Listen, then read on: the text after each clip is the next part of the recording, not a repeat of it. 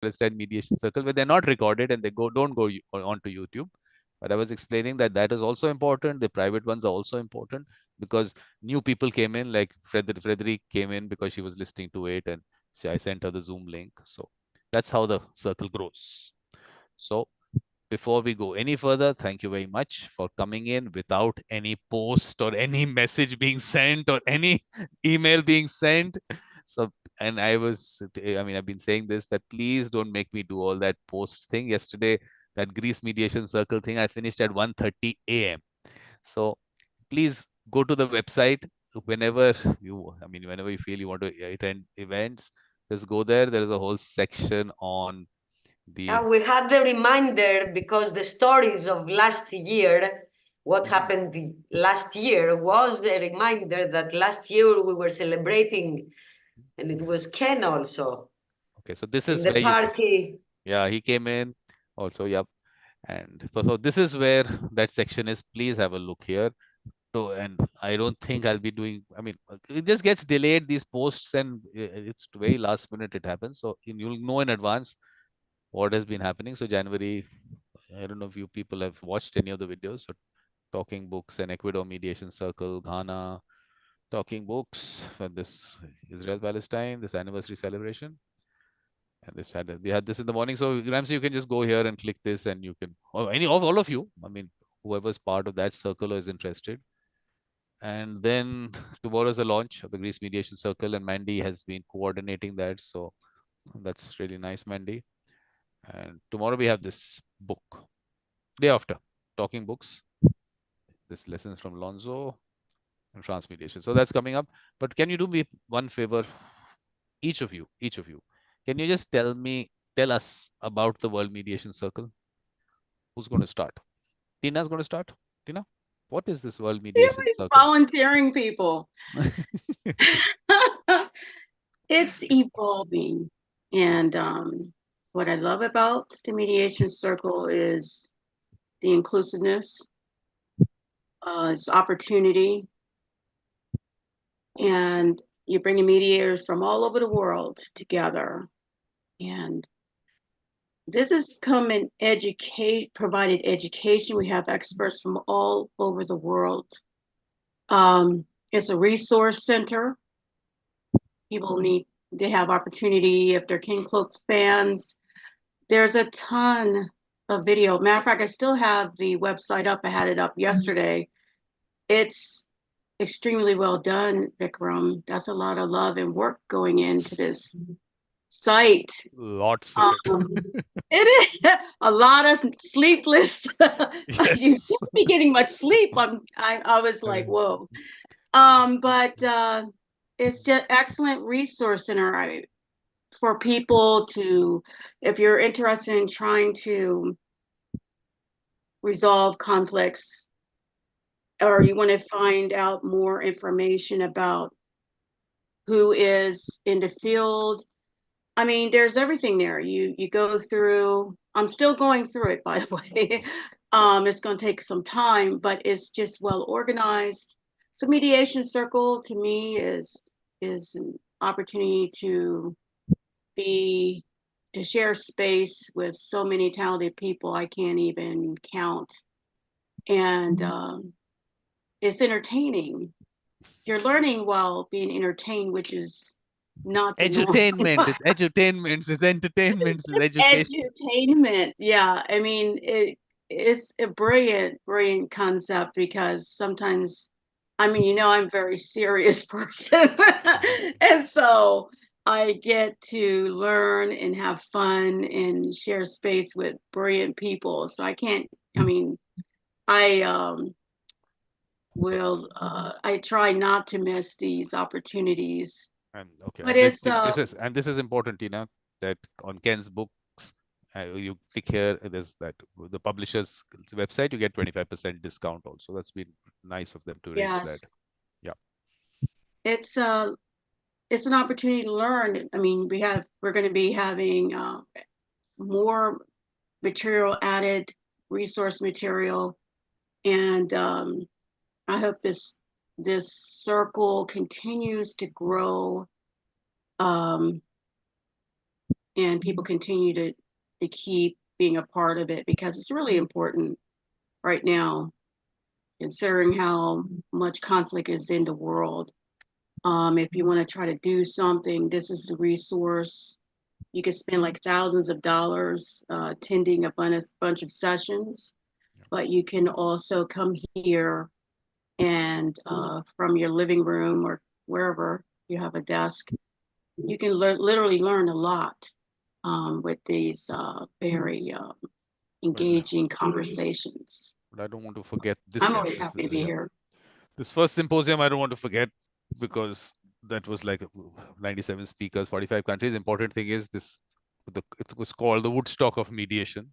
Because at that time, there weren't such, I mean, now I think over time, people have been arranging events all over. But at that time, COVID had just started, and people are also wanting to learn also and things like this. So that was quite an event, quite an event. None of you were part of it, but it was, I mean, it was what, 2 months, again, sleepless nights, because you're arranging all these events and coordinating with people. Oh, it was crazy. It was crazy. There was this situation that, of course, the time aspect of it. Buket is here, Seville. If you want to, okay, her audio is still connecting. It's trying to connect there. Okay, so that was, look, Tina, the thing is that mediation circle, the World Mediation Circle, is now more about everyone creating circles. So I've told everyone, you have to pay to be part of it.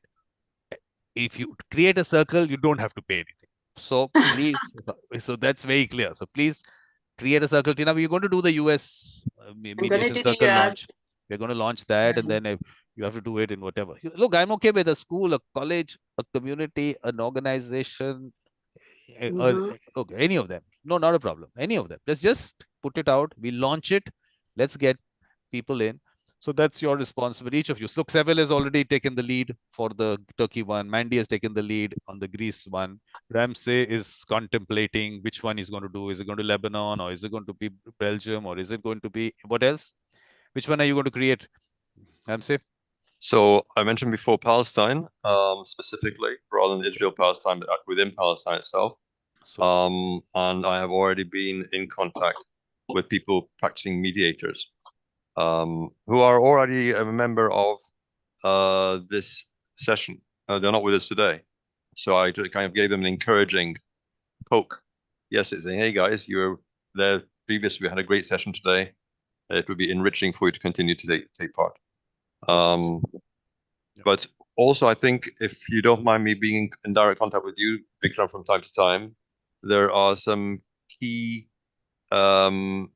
experienced people in the field who I think would very much enrich the mediation circles if they were at least made to be curious to participate. So if you don't mind, I'll send you a couple of names by direct message and see what you think of that. Sure, sure. Please. Let's just get people in. Idea is that let's get good people in. You might have to be that might have to be a little selective. I was telling you yesterday also. Well, no, and the people I have in mind, I mean, I know it's a little bit arrogant for me to say it, so forgive me, but I think we would be extremely fortunate if they at least were sufficiently curious to dip the toe in the water, because then they would bring other practicing experts in the field, and it would be great for them to take part. Yeah. Well, that'd be good, I think. Let's just get so. But now, Ramsey, what is this World Mediation Circle all about? Well, I use the image of dropping a stone in a pool of water, which sends out ripples. That's kind of the image that comes to my mind. I don't know if it makes any sense to anyone else. Total sense. Total sense. Okay. But so the initial stone. Yeah. Go on, can I just add to it that when the ripples go this way and then they come back, it's both ways. So it's a global, local, global kind of thing. Yeah. Exactly so. Yeah. And I think, if I may be a little bit provocative here, where we might need to be creative is to get that bounce back from the global to the local. Getting the engagement between the global level and the local level, I think, is something we need to constantly revisit, rather than look at just focusing in the local community level and losing the contact or the connection between the local level and the global level. So that's opposed to thought. I don't know if Seville maybe has some ideas on how to. I always use curiosity. People who become used to interacting together with me, you'll find I use curiosity more than any other word, because curiosity, I think, is a state of mind which is not for or against. It's curiosity of state of mind which I think had a blank page of wanting to see what happens if you give it a chance. So if we can stimulate the curiosity of the Antalya Diplomacy Forum to interface or interact with the World Mediation Circle, I think that would be fantastic. Yeah, let's do that. Let's just put it out. Yeah. Let's do it. Because this is, for me, and will always be a work in progress. So we don't know where it's going, but good things will definitely come out of it. But someone who's going to give us a very good message or an explanation of the World Mediation Circle is Mandy. Mandy, what is this World Mediation Circle all about? Oh, yes, this is it. Silence. This is what we need. No words. Right. You're absolutely right. You're on the right track. No. Talking to But- yourself officially. It's the test. I do the test. I test my voice, and then I give it to you. So Thank you. Thank you for giving us voice. Wow.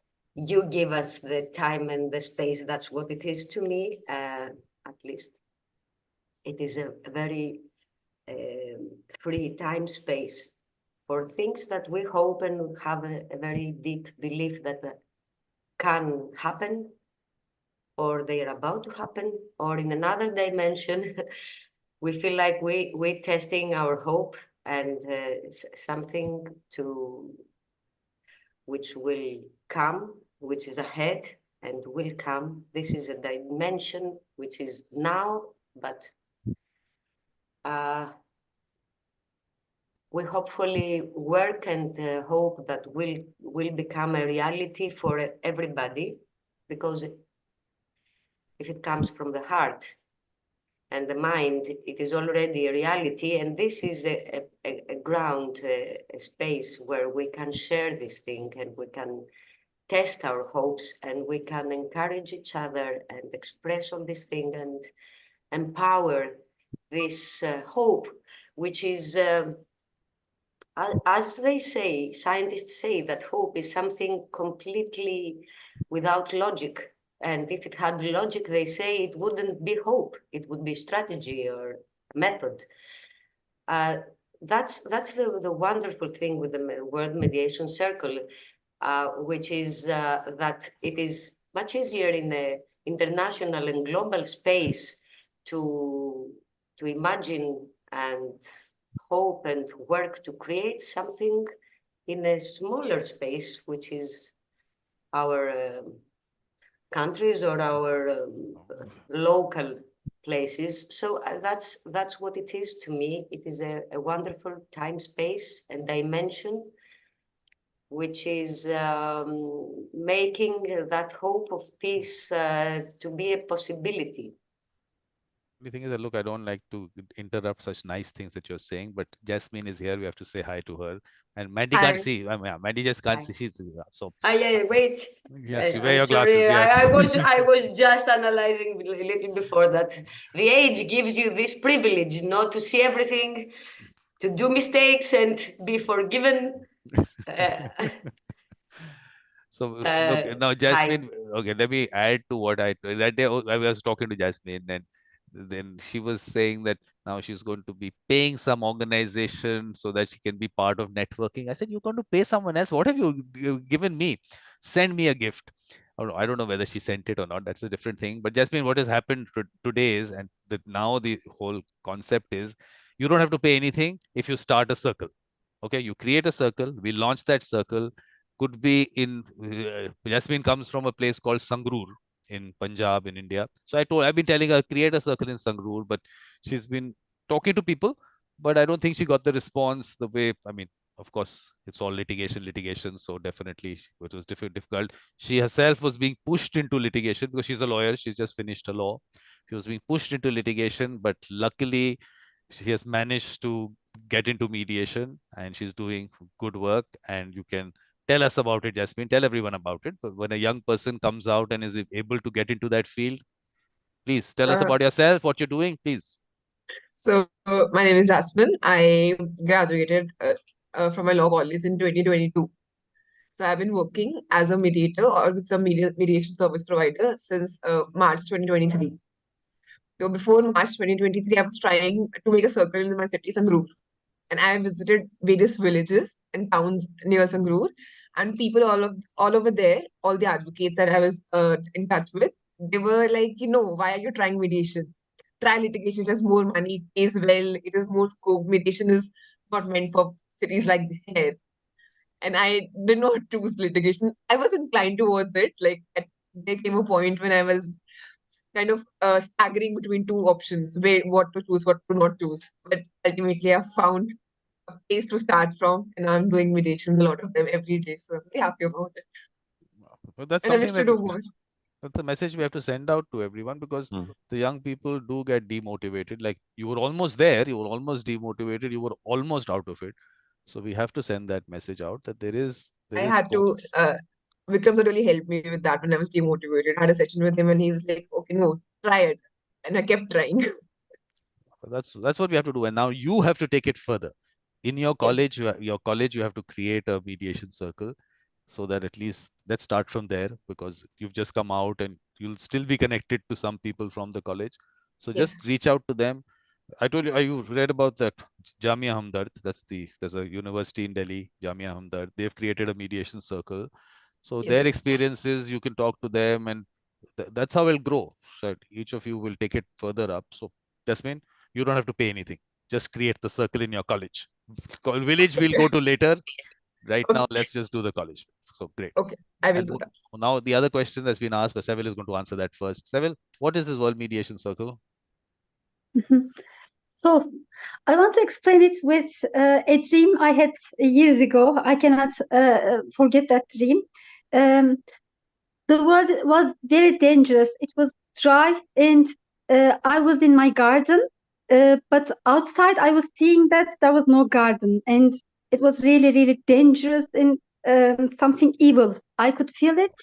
Then I started to see some gardens as well. One garden there and one garden somewhere else. And I saw that there was separate gardens on the world, but they were all separate. Then a voice in me said, that's your responsibility, Sevil. You have to build ways between those gardens. Then if you can imagine it as a picture in your head, the minority was at the beginning the gardens, and it was evil at the outside. Then if you build connections, the roads between those gardens, then the majority will be the gardens and the ways, and the evil part will be the minority between them. And I really cannot forget this dream. And you are doing that. Vikram is building those ways between gardens, the connections, I would say. Wow. So you're doing something really holy, I would say, what you're doing. And mediators are all special people. All mediators, I know they have something special in them. And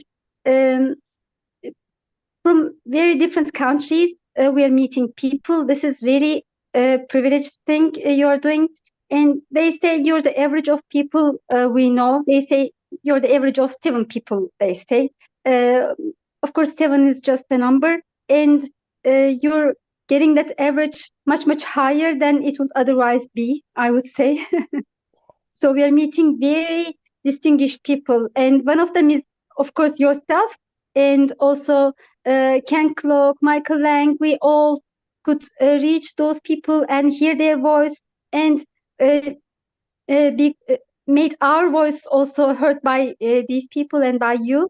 By this all voluntary efforts, of course, it's not completely voluntary, but you're really giving too much effort on it, and most of it is to without any price for it, and it's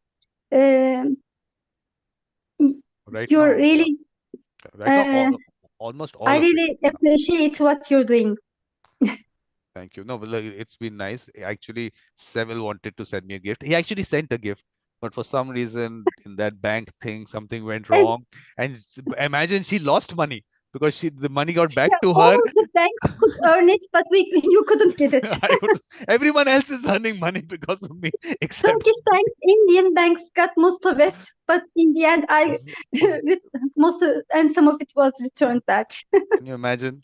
I think it's just jinxed. I'm not going to get anything. Jasmine is not going to send me anything. It was I was trying to export something or import. No, but at least look, the gesture. That's the fact that you sent something. You actually sent it. You were not talking about it. You actually sent it.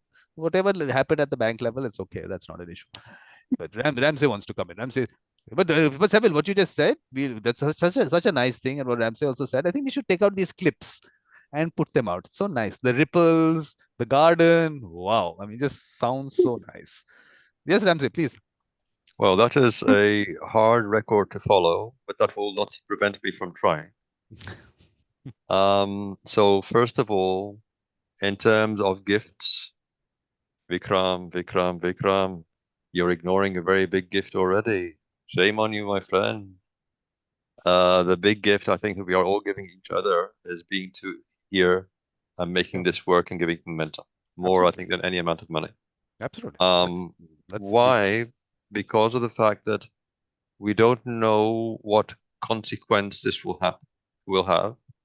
And therefore, if you give a value of undetermined and possibly infinite, then that's a huge gift indeed.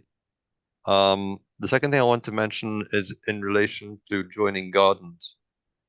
And this is also related to something that someone said earlier on in this meeting, and I've forgotten already who it is, so please accept my apologies, who I think was talking about the importance of commerce and trade.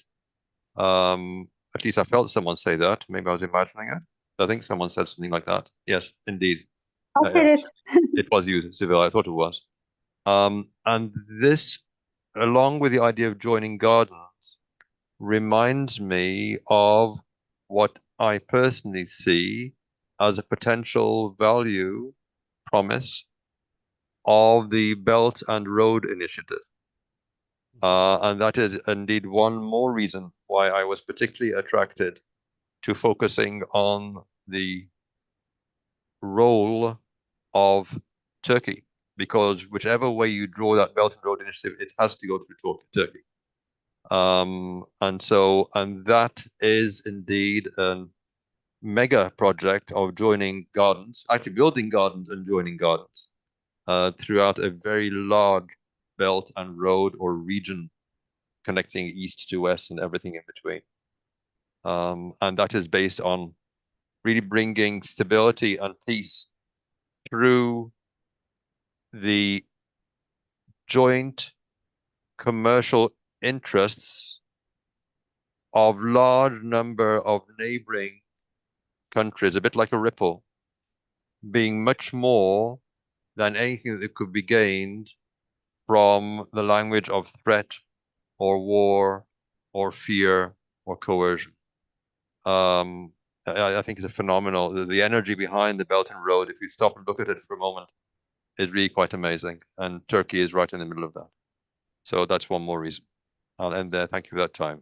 So we have to also create a Belt and Road Initiative mediation circle. I would recommend it, actually, yes. Yeah, let's do it. Yeah. Let's do it, Ramsey. Let's just look. I've been saying, and I'll always keep saying that I've been saying because I say it so much, so all these things so much. It's a lot of repetition. But what I've been saying is, let's just keep planting these seeds. Absolutely. Will grow. People will take it up. Someone will take it up further. Maybe create more of a structure around it. Whatever. We don't know where it's going. So at least if we put it out there into the universe, so it'll go somewhere. So let's just put them out. Let's just put them out, whatever. It could be that college in India to the Israel-Palestine mediation circle. We're just putting this out there and people are coming in. Okay, I can do lots and lots more, which will be something I'll do. I'll keep doing that. But with my limited time on this planet, and there in are my some, day. There are some specific institutions or establishments which I think would hugely benefit from a direct approach from you, Vikram, quite frankly. And I'll be sending you a message about that in a direct message later on. Okay. Yeah, the only problem with me, with institutions with me is I've alienated all of them because one thing in terms of mediation is you don't make mediators in 40-hour factories, and that's the only thing that's been going on. Jasmine, she got it from me. She's heard this on my shows so many times, but then she went and she paid and she took that up. But doesn't matter, as long as she can, and so she's not taking a loan to pay it. Maybe her father must have given her one firing for sure, but he also said, okay, you want to do it, but then you'll get disheartened and disillusioned and come back into litigation because her father's also a lawyer. So, okay, he did that. But there was someone from Kenya in one of my shows, and she said, look, I borrowed money to go for that particular some course. And of course, this is all international courses and will make you an international mediator. Everyone is being made international mediators, and nothing came out of it, and very disillusioned. I mean, because I see that part of it, what we otherwise see all these It's also a mediators. market. Yeah, you're right. Yeah, exactly. There was a article by Paul Stanford, Sanford his name is, which I had put in my newsletter about, and his title for that newsletter was "Beware." He has put it out what's happening in the UK. So all that is happening, but so I've alienated that whole lots of people there. So I sometimes think I should approach someone and say, "What? Look, you should be funding these activities," but then I know what is going to happen. They don't like me so much. No, I think, I mean, it's an important challenge. I'm reasonably confident that the names of institutions or individuals I will be sending you would welcome the interaction, but it will have more credibility coming from yourself rather than from myself. But we will do what we can together for sure. Oh, that's really nice. And this Jimena in Ecuador, she also gave me a reference to someone, and I still haven't been able to write to them because of the fact that somewhere or the other I must have criticized them. So I just feel a little funny approaching them, but I'll Okay. send out these mails. I'll mention it in Massachusetts. So have you by any chance, Vikram, criticize the following people and just let me know how your entente cordiale goes? No, I criticize people and I still call them for my shows because let me explain this to me, and I try to explain to them, but they don't get it. I keep this whole certification accreditation thing. All I've been saying is that you're going out there and you're telling someone we'll make you a mediator. Please don't do that. First of all, you're devaluing mediators. If mediators can be made in 40-hour factories, then which I put up that artificial intelligence mediation circle. Please, your 40-hour content, just give it to that artificial intelligence platform. That's it. The world is now suddenly changed. It doesn't happen that way. And Ramsey has not been part of earlier shows, so I'll have to put it out to you. I started the first video on the YouTube channel was Evolution of a Mediator, that series. That first episode was with Ken Cloak. So we started that discussion with him. And the idea was this: he is who he is, not because that 40-hour factory that he went to. He is because how he grew up, absolutely, his parents, grandparents, and his circumstances and his experiences. That's what he is, him because of that. So let's not discount it, undervalue it, or devalue it, and you're actually disrespecting the person. That we made you a mediator. You don't make any of you people in a 40-hour factory. So that is why I keep saying that. Look, which is what I'm trying to do with the mediation circles is we are reaching out into schools, communities, colleges, and asking them who are those people who are already helping you resolve disputes. We're bringing them out. What I'm creating is actually a market for these institutions, because here we've brought out the right people. When these right people go into skill development, then if they take it up as their occupation, I'm not saying profession here, they take it up as an occupation, then mediation benefits because the right people are doing it. Otherwise, let the machine do it. I'm telling you, machine will do a better job. So, very true. So that's the whole thing. So I'm not against them, but they don't understand it today. That I'm doing them a service, because if it takes off and the right people come in, mediation takes off, they get so much of a larger market. And they get respect for the work they're doing, because even the mediators are benefiting from what is coming out. I mean, they're actually getting work today. They're not getting work, but they are being told that they'll get some work. So Jasmine did what she did on her own. It was not that it was because some institution did that. She went out, she found a way. So that's what it's all about. So it's not, I'm not against, I like Ivana from IMI. We had one session in one of the World Mediators Conference, and I was trying to explain this aspect to that. But because I immediately criticize certifications and institutions are made on certification, so I mean, they don't like it. But and she's one of those people who was really, I mean, she's been supportive of thing before she got into IMI and things like that. So they're all, they understand, I think, but because they're part of an organization where that is the way to be, maybe she can't talk about it. I don't know. We'll ask her next time. So things like that. So that's the Understood. So I'm actually doing them, I mean, in my little way service, if I can bring out Absolutely, because you are bringing their potential customers to them. the right ones. Yeah, exactly. So yeah, exactly. No, I hope you'll be pleasantly surprised when I send you the people I have in mind. We'll see how it goes. Definitely, we should actually write. The other thing that you people should do, which I will also try on the world mediation scale level, but at the local level also, try and get some sponsors. Try and get a local company maybe who has that kind of a mindset to think that, or someone who's already benefited from the work you've done. Anyone, just to tell them that what you're doing is actually going to help people at some level, and they'll and if you have the right people in that circle, so within that local area, that circle will be known as people who are the sort who can have objective conversations. It's and there's good energy there, or whatever way they look at it. So that will help the company in terms of their, I mean, of course, you'll have to be selective of the company also, but they can companies, there can be even some places, it can be individuals who can support a circle. So for sure. So I think that also people should look at, because finally, if you have to spend time, you should get remunerated for that time. Idea is not to have you doing work for free, but I can't do that. I can't support that financially, but let's create those resources at the local level. And like what you just said, Ramsey, connecting me with people at the global level. So we'll have that national, global, local, everywhere. Maybe there's some large company who takes up this thing. Okay, we'll fund it for on the global level. Who knows? Because look, if this takes off, look, everyone wants to get involved when things are big. But we need people who want to be part of it when it's small. When it gets big and there is visibility, we'll have lots of people saying, "Oh, yes, I want to be part of it because we get visibility. We are a capitalist world." So but now, anyone else wants to give any input, something? Seville, what's happening on the Turkey Mediation Circle? When is the next gathering that we're organizing? So, as you know, we have established two different sets of meetings. One is called International Mediation Club, and the other one is more about creating networks internationally, and that part is part of Turkey Mediation Circle. So as International Mediation Club, we are meeting on the 24th of each month and sometimes on the 12th.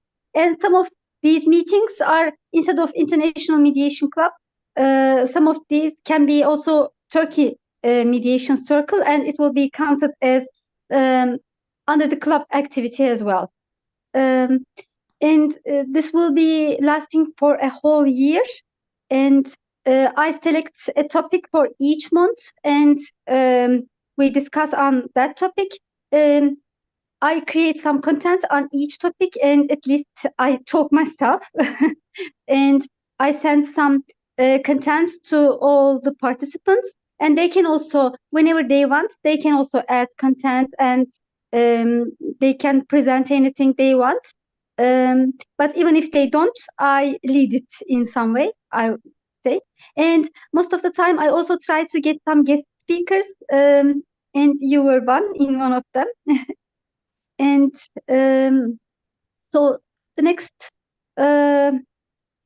meeting is quite close on the 24th, because it is still the starting point. I started with discussing other types of alternative methods of dispute settlement. I say we try to understand it is not just mediation, but there are also other dispute settlement mechanisms as well. We start with that aspect from the general point of view.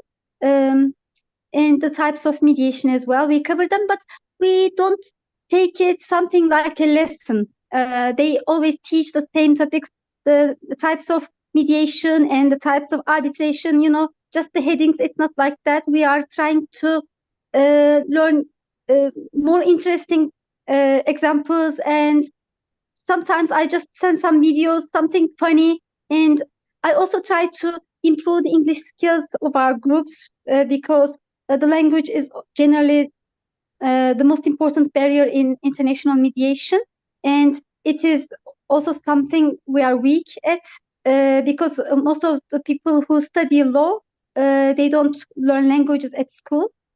And also, even in Turkish, the language, the words you select, it is generally the most important part. It's like we're learning speaking again.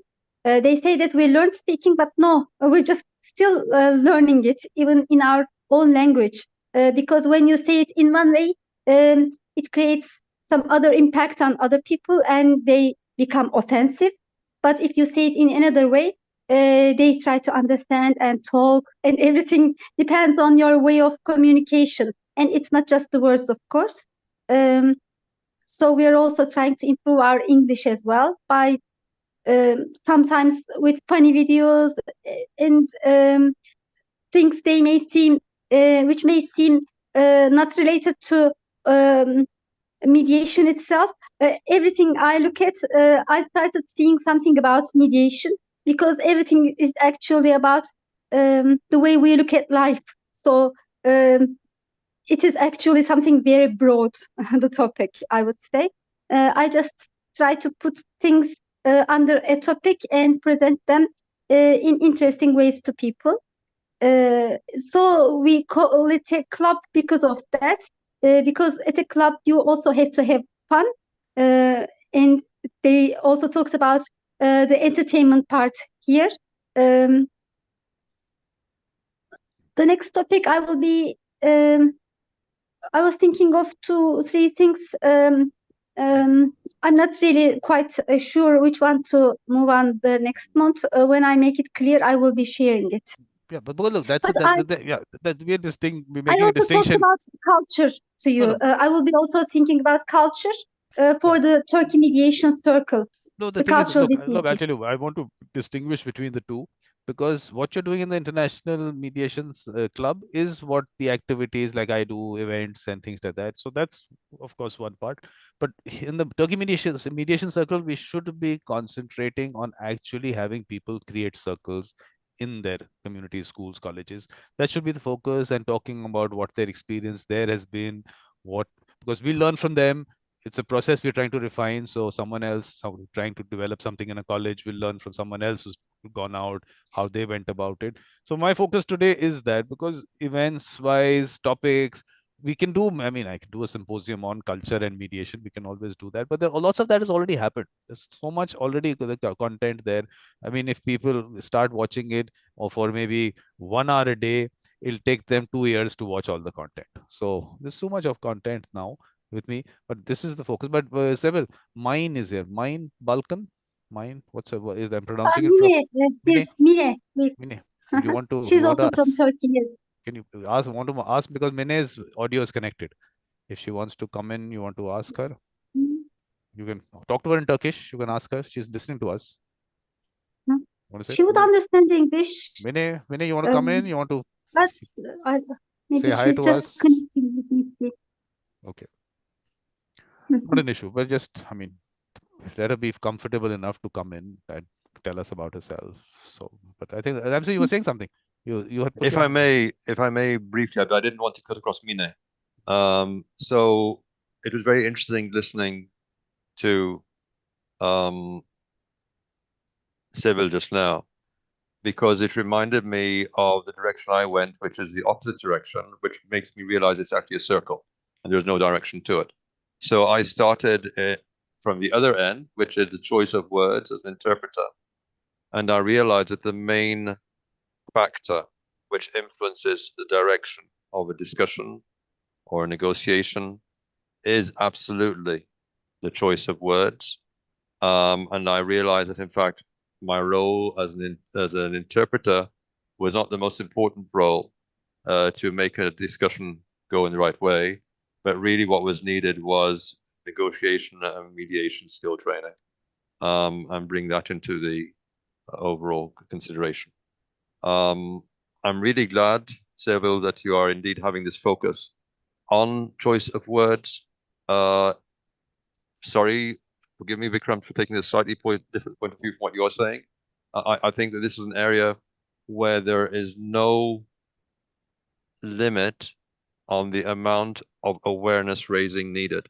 Yes, I recognize there is a lot of material out there, but I think the idea needs to be presented again and again and again, each time in a fresh way, to make people realize just what a big difference can result from the appropriate, or unfortunately in some cases inappropriate, choice of words. One simple rule I try to impose on myself is to avoid asking the question why, because in some contexts it sounds like you're asking the person to justify their actions. But Defensive. yeah, exactly. So, and No, if you wish me to have a discussion with you, Silva, sometime, we can look at some stories, some anecdotes, true stories, some games, exercises, activities related to the effect of just changing the word that you use to ask the same question that can get a completely different reaction. So we could look at that if you like. Sorry, Maybe Vikram. you could be a good speaker about that. I could certainly contribute to the discussion. Yeah. But May also I Mandy. Yeah, contribute Mandy, also? please. Yeah. I would like to contribute something which I was thinking while you were talking about language, which is something I have felt using English language, which is not a very easy-going language to me. It's very important and interesting that makes me approach my simplest dimension without having all this analysis and all these complicated things minds do, and using the Greek words that come from like Vikram enjoys to talk to tell me that not to speak about Greek language, I like never the said that. superior Wow. language. Never said that. And the truth is, Never. no, Vikram, Tell them the truth. What I told you. I said they will. Well, let me put it out again. There will be. I will not have supremacists in my events. Be it color, be it language, be it race, be it qualification, be it anything. If there is supremacy Yes. coming in, I will tell you. If there is discussion, I had a symposium on language and mediation. Why would you say that? But so that's supremacy and discussion. We have to be able to distinguish between the two. So that's what I told you, Maggie. Please. It's a very beautiful joke we have with many aspects. But yes, I realize the truth is what I wanted to say, that using a foreign language makes me speak like my authentic child I carry inside, with an authenticity, a very simplicity, and truly. And I sometimes realize things for me that because it doesn't come from my mind, it comes from my heart. I wanted to say that I like very much the word why, because it is a child question all the time. They ask why, which means that everything is permitted, not judged. Everything is permitted, and you have the curiosity to realize, why is that? How is that? Questions is the most beautiful way to contact with other and to be open with the other person and other opinions. And I would also say that it is something else which is I realized recently, is that they use the word mediator for the translators, because they are the persons are trying to, that are in the middle of two people who may come from other countries, but not only for the language, also different civilizations, and they have to transfer the message in a way which is neutral and not changing what people want to say to each other, which is, again, we see that we are some kind of translators, and language is for sure a very important thing. It would be great if you had a completely new language for everybody, the mediation language, but we have the body language. I mean, we have art, as Seville said before. We have to find ways. It is very important. I have a present for YouTube channel, which is art. Nice. Orea, orea. Πολύ ωραία. And poetry also. I have a poem from, I mean, it's inspiration, and it's very beautiful to use new kind of communication, such as poetry, painting, dancing, I don't know, art. It's very nice to find very common ways to contact and to communicate. Very nice. So where's the poetry? I thought you were going to. Yes, I have a poem. Yeah, please tell us. Yes. Tell us. Shh. Yes. Laugh, please, freely. It's something I enjoy very much. Feel free to express yourself. Circle. It is, I remind you, it is the anniversary party for the YouTube channel. And that's the present me from me to the baby, the 3-year-old baby YouTube channel. Circle is the sun spreading light around. Circle is the moon hiding all the goods. Rising up the hope isn't going wrong, day or night, if is. Circle of love exists. Though you are not a cube, it is you who choose if the sun or moon is better for you. But one thing is sure, Vikram's tube is you. Polikala. This is the YouTube, Vikram's you. I wrote it in English, which is not my language, in 2 minutes because I expressed myself as a child. That's what I wanted to say. It becomes much more simple and easygoing because it's the child that talks and it comes from heart. Okay, but I think the starting point should have been who has subscribed to the channel and who hasn't. Please put your hands up. Hand up. Don't put your hands up. Hand up if you've subscribed to the channel. I guess I have. I'm not sure. Because you know that I have now this technology, I can send you out from here in 1 second. So please go fast, subscribe to the channel, click the bell icon, because I'll tell you why I'm doing that. Because like I said, social media posts might be limited. So if you subscribe to that, you click the bell icon. Whenever an event is scheduled, you'll get a notification. Whenever I go live, you'll get a notification. So you don't, I mean, there are chances you might miss out on some event, but this way at least you get to know what's happening. So that's the reason for subscribing there. And otherwise, there's the LinkedIn newsletter. You'll find some info. I actually put a list out on the website of those things that you should do to stay updated, if you want to stay updated. Because now I've decided that only people who want to stay updated should stay updated. I'm not going to push all these posts into people's social media feed. Whoever wants to find out, because there are a lot of people who actually fill that form, join the mediation circle, the World Mediation Circle form, and I still haven't been able to get back to all of them. So now I'm just taking time to do that. People who really gone out and filled a form are serious. So then we'll see out of that whoever's filled up from Turkey, we'll invite them to the Turkey Mediation Circle. So let me clarify to Ramsey. Ramsey, why I'm saying the two things are different is because in the sessions that Seville is going to organize to talk about a topic, the focus should be on that topic. I don't want to dilute that by talking about the World Mediation Circle and what are you doing about the mediation circle. Take away the focus. So say you're a guest speaker there. Focus should not go away from your content. So that's why it's not that we don't want her to do what she's doing, because she's actually educating people, and that's the good thing. So I'm just saying that separate meeting we'll have for the Turkey mediation circle. Maybe we can form. There was some trade group in India. Maybe we can create a circle between India and Turkish traders. Turkish In traders. my city, I can start with my city.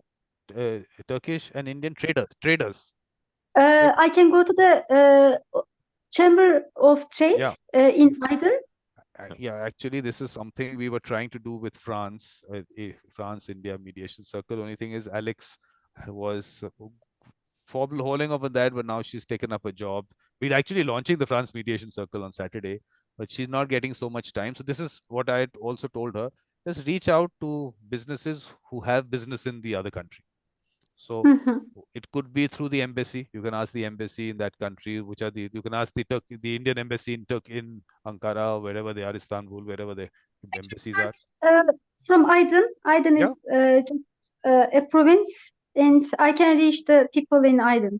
No, you can actually write to the Indian embassy. Vikram, there is a new person in the conversation. Yes, where is the person? Where's Yasin? Yasin. Yasin, come in here, please meet everyone. Yasin is one of the people who has initiated that mediation circle in the university, the college. So Yasin is going to tell us about his experience there. Yes, actually, I am outside right now. Okay. So whenever you're comfortable, just join us. I will be reached within 10 to 15 minutes. I will be reached at home. No problem at all. Whenever you're comfortable, you can come in. Sir. Yeah. So Seville, what I was saying was that if not just you, everyone from in their own countries can write to the embassy of the other country. So if it's in case of India, write to the Indian embassy in Turkey and tell them that I want to know about the Indian businesses which are in Turkey. So then we can have a nice combination there. I can follow up also from the Indian perspective side. And similarly with every country, it could be Greece, so that both sides we can take care of. So it's a good idea. With these commercial entities who are in each country definitely don't want to get into litigation. And if we can actually help them there, I think it'll be great. So yes, Santi, your hand is up and I haven't got you in. All in the right time. Vikram, please relax. Yeah. Please. So just to respond to a couple of things that we mentioned already on the point of translators being mediators or in some way. It's an interesting point, and it goes, of course, to the very heart of my interest. One of the unfortunate things is the fact that in some cases, there is a real limit, and it's a narrow limit, I'm afraid, on how much freedom the interpreter or translator has in the choice of words. And after one particularly frustrating day, I said to the boss of the place where I was working, I said, look, it seems that my role as an interpreter is to facilitate grave diplomatic errors in a different language. You can imagine I had a hard day. I had to say that to my boss, but anyway. So that is, in fact, the reason why I decided to go more into negotiation skills and mediation, because I just did not have enough freedom to compensate for the serious lack of awareness by some of my colleagues at times in their choice of words, unfortunately. And quite often in an organization, an interpreter does not tend to have a higher rank status. He is more or less at the level of a clerical aide rather than a recognized subject expert. So those are 2 points to mention. As an illustration, if I have a minute, I don't know if I have a minute, Vikram? No, you have all the time in the world, but only thing is that, keep getting people in. I say don't take all the time in the world. We have all the time in the world, but absolutely, we just have to keep getting people in. That's the only exactly. But I am used to interrupting me, so I think this would be a good time for you to interrupt me. So I'm inviting you to interrupt me if you'd like to. But this would be a good time for you to interrupt me right now. I'll look for times, good or bad, I'm going to interrupt you. So don't worry about that. Everyone knows that about me. Look, I mean well. I have good intentions, but I also have to, because I have to get everyone into the conversation. Absolutely. So how is Yasin Khan doing? Has he Oh, he's going to join us in 10-15 minutes. Yeah, huh? he's got it. Yasin is, like I said, they've taken that whole circle in that college and they've brought in people. Is there anyone else we're waiting for? No one knows Jasmine, about it. Nina? Everyone's going to come in. Jasmine is going to tell us about her experience and how she's going to go about Sure. creating the mediation circle. Yes, All right. Jasmine. So, Oh, I tell you what, Jasmine, what you do is, because you've actually been part of events before any of them, according to me. So tell us about these whatever shows and events, whatever videos are on YouTube, on the YouTube channel, something about them, what your experience has been, what you learned from that. You can talk about that. By the way, just one sentence. Mine is listening to us, but she cannot respond because she has her children with her. She wrote me. No problem at all. No problem at all. Let's get everyone in. That's not a problem. Yes, sir. Yes, Jasmine. So basically, based on so many videos that I mean, you've been part of a lot of those events, and of course, according to me, should have watched some more. So, what has been your experience with the content on the channel, the shows and events? Anything that you want to talk about there? I think regarding, so I could not watch a lot of them, but I've been part of a few, especially when it started. Then I lost touch in between, but yeah. So they were good actually. So I remember we used to talk about. There's this a post you put on LinkedIn, and you also talked about it. Ki, how neutrality means. What neutrality means. So it was basically that if there's a fight between an elephant and an ant, and if you choose to be neutral, you're basically choosing the oppressor. Yeah. That is something that stayed with me. Like whenever I'm in a mediation or something, and I look at what parties has higher is at a higher position, which party has the power to influence the other party. It kind of helps. Other than that, regarding the YouTube channels and content on it, I got to meet a lot of people. Yes, and then if very first series Evolution of a Mediator, I watched it.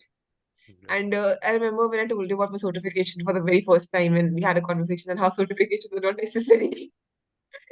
They're not. So that is something I learned, that I need not spend my money on it. Good. And I think, and But yes, yeah. yeah, but this part of it, you have to tell all those people who become part of your college mediation circle, please warn them, stop them. Let's not have them waste their money also. The problem with it is that what happens is that institutions they look for what accreditation you have if you want to be a mediator. It does not help to be a mediator, but it helps in getting work. It's not fair either. Okay, if people are getting work out of it, I'm okay as long as they're not wasting their money. And if someone gets them work, I mean, that's a different thing if that happens. But this neutrality thing is important, because even in that new book that Ken has written, he's spoken about omnipartiality and how he's moved into that discussion. So things that change with people, but what happens in the 40-hour factory is they don't have time. My own symposium on neutrality might have almost 40 hours of content only in that symposium on neutrality. So neutrality by itself can be discussed for 40 hours, but the 40-hour factory doesn't have that much time. It has to churn out people like that. So they'll just say, mediator has to be neutral. Now go out into the world. Now you've become an international mediator. Let's not do that to people. It's an involved thing. I mean, Bernie Mayer, who gave the keynote address in that, has written so much about neutrality. He has various books on neutrality. His last book, Neutrality Trap, of course, so he spoke about that in talking books. So there is so much on that side of it which just doesn't go out to people, and I don't think it's fair. That's why I'm saying artificial intelligence is better that way. I will find it better that way. Yeah. Okay. So, but what about what else did you watch? What else is? And each of you are going to answer that. Please be prepared. I'm going to put you on the spot, all of you. So, Jasmine, anything else that you've taken back or taken from those videos, from the shows, events, and you I connect with? have. Yeah. Okay. So I remember this one time when you were talking about we're talking about how a human touch, like every person is different, every mediator has its own style, and the discussion was around there are some set theories which should not be set. There should not be rigid theories on what mediation practices styles should be. I remember before that I was trying to fit in a pigeonhole. what kind of mediator do I want to be? Do I want to be a facilitative one? Do I want to be an evaluative one? And then I realized I do not need to be one of these pigeons. I can just be a swan or something if I want to be. So I learned that. Exactly. I think that's something we have to put out there. That and that's why I've never wanted to discuss the process, because it's your process. You take it the way you want to, and there's no limiting factor in that. And a lot of it becomes theory for people, but it's best to experience it also. And everyone, like I said, if you get the right people out, they've experienced it and they know all that. They don't have to have the theory behind it because they know the practical part of it. The theory of part of it, yes, it's good for, and a lot of it is already available on the channel also. There's a lot of theory out there. So okay, so after Was this, yeah, think of all the key videos that you feel people should watch. You can even tell people about that. uh, Each of you, because Tina has watched a lot of them, and Tina is going to be telling us a lot about that because she's really taken it seriously. So Tina, we will come to you on that. Okay, so please be prepared to educate people on the content on the channel. Yeah. So Jasmine, anything else? Any highlights? Anything from the? So this is uh, YouTube channel celebration. So any highlights there? I don't remember symposium numbers or the YouTube video number, but I do remember the content here and there. Okay. So So what I need to do is I have to now go back to the website and let's see what all has happened. Right. Let's start from 2021 and see if any of you has watched any of that. You can please point out right then. So let's look at this. We started off with that symposium. But the YouTube channel, of course, started with that evolution of a mediator. So you'll find that series out here. I mean, various episodes of that. Links are here also. So evolution of a mediator. This is, of course, 29. This is in reverse order. So this is where we started off. So this is, and with Journey of Ken Cloak is in four parts. So that's there. And all the other mediators are here. So that was evolution of a mediator. Then the next series that I started was In Conversation with a Beautiful Mind. So what you'll do is you'll have, this is the thing, you can click here for information on each of those 40 plus conversations that I've had, those chats. So that was after that. Then we did talking books. Then, okay, we'll get into the various events. But all these, we had one episode of Mediator Lifestyle only. We've only done one. The idea was to people mediators talk about their lifestyle. This was Christina. She was in Cyprus, and that day she was supposed to take us to the beach, and she had something planned out, but it rained. So she did this in a garden outside. It was nice. We can do more of these, but now I think it's more on the mediation circle things. So all that is here. So let's just look at 2021. I think that's what we'll do. So we had that particular symposium, symposium number 1, mediation in our culture and traditions. That's what we did. That's the first one, symposium. Has any of you watched any of those? You can point out any. I can, of course, point out a lot of those sessions. A lot of interesting things came out from that. But if any of you has watched it, you can talk about it. I may. Yeah. So I remember we had a discussion on mediations in India, how they used to happen all the time, like informally, like two people sitting together and third person coming and helping them out, and how we reached this idea that we should actually go to villages and explain to people what mediation is, like formally. It's not a rigid process, but like how it can be done with the backing, with the legal backing to it. So that is something I learned out of there, like how mediations are normal process which happens every day, and they can be they can be explained to give them a legal backing and to make them more known to people in the So, newest form. okay. Okay, so symposium number 1, then we had 27 chats in Conversation with the Beautiful Mind, 22 episodes of Evolution of Mediator. Mediator Experiences was a show I started basically with the Weinstein Jams Fellows. So to them talking about the fellowship experience, because I just read about I mean, there was actually Migle from Lithuania and one of my in Conversation with the Beautiful Mind, and she spoke about the fact that she was a fellow. So I said, let's find out about this fellowship. And I saw the list and I said, okay, a lot of these people I'm connected to. So let's have them talk about the experience. So this was, of course, an interesting thing. Then some lectures. Idea was to let people just talk about, I mean, anything that in relation to mediation, any that topic, whatever. It was not a structured program, which now I think I should put it together. So talking about mediation visionary was I put out a mediation vision 2026 because it's Ken's 85th birthday and said let's put out something there. Then we did one reflection mediator reflects with Michael Lang. I think that also is something which people should watch. And then Tina, while I'm going out, talking about this, any of these things, if you watched, please tell us. In 2021, have you watched any of the things from there? Yes, Tina, anything? What I'm been going back to is you have such an impressive collection on the Ken Cloak. So I encourage people to definitely go check that out. What I've been appreciating is I've been in a lot of thought about neutrality. And as I'm looking into pre-mediation and pre-mediation work, the importance of it, and early dispute resolution work, and how neutrality impacts process.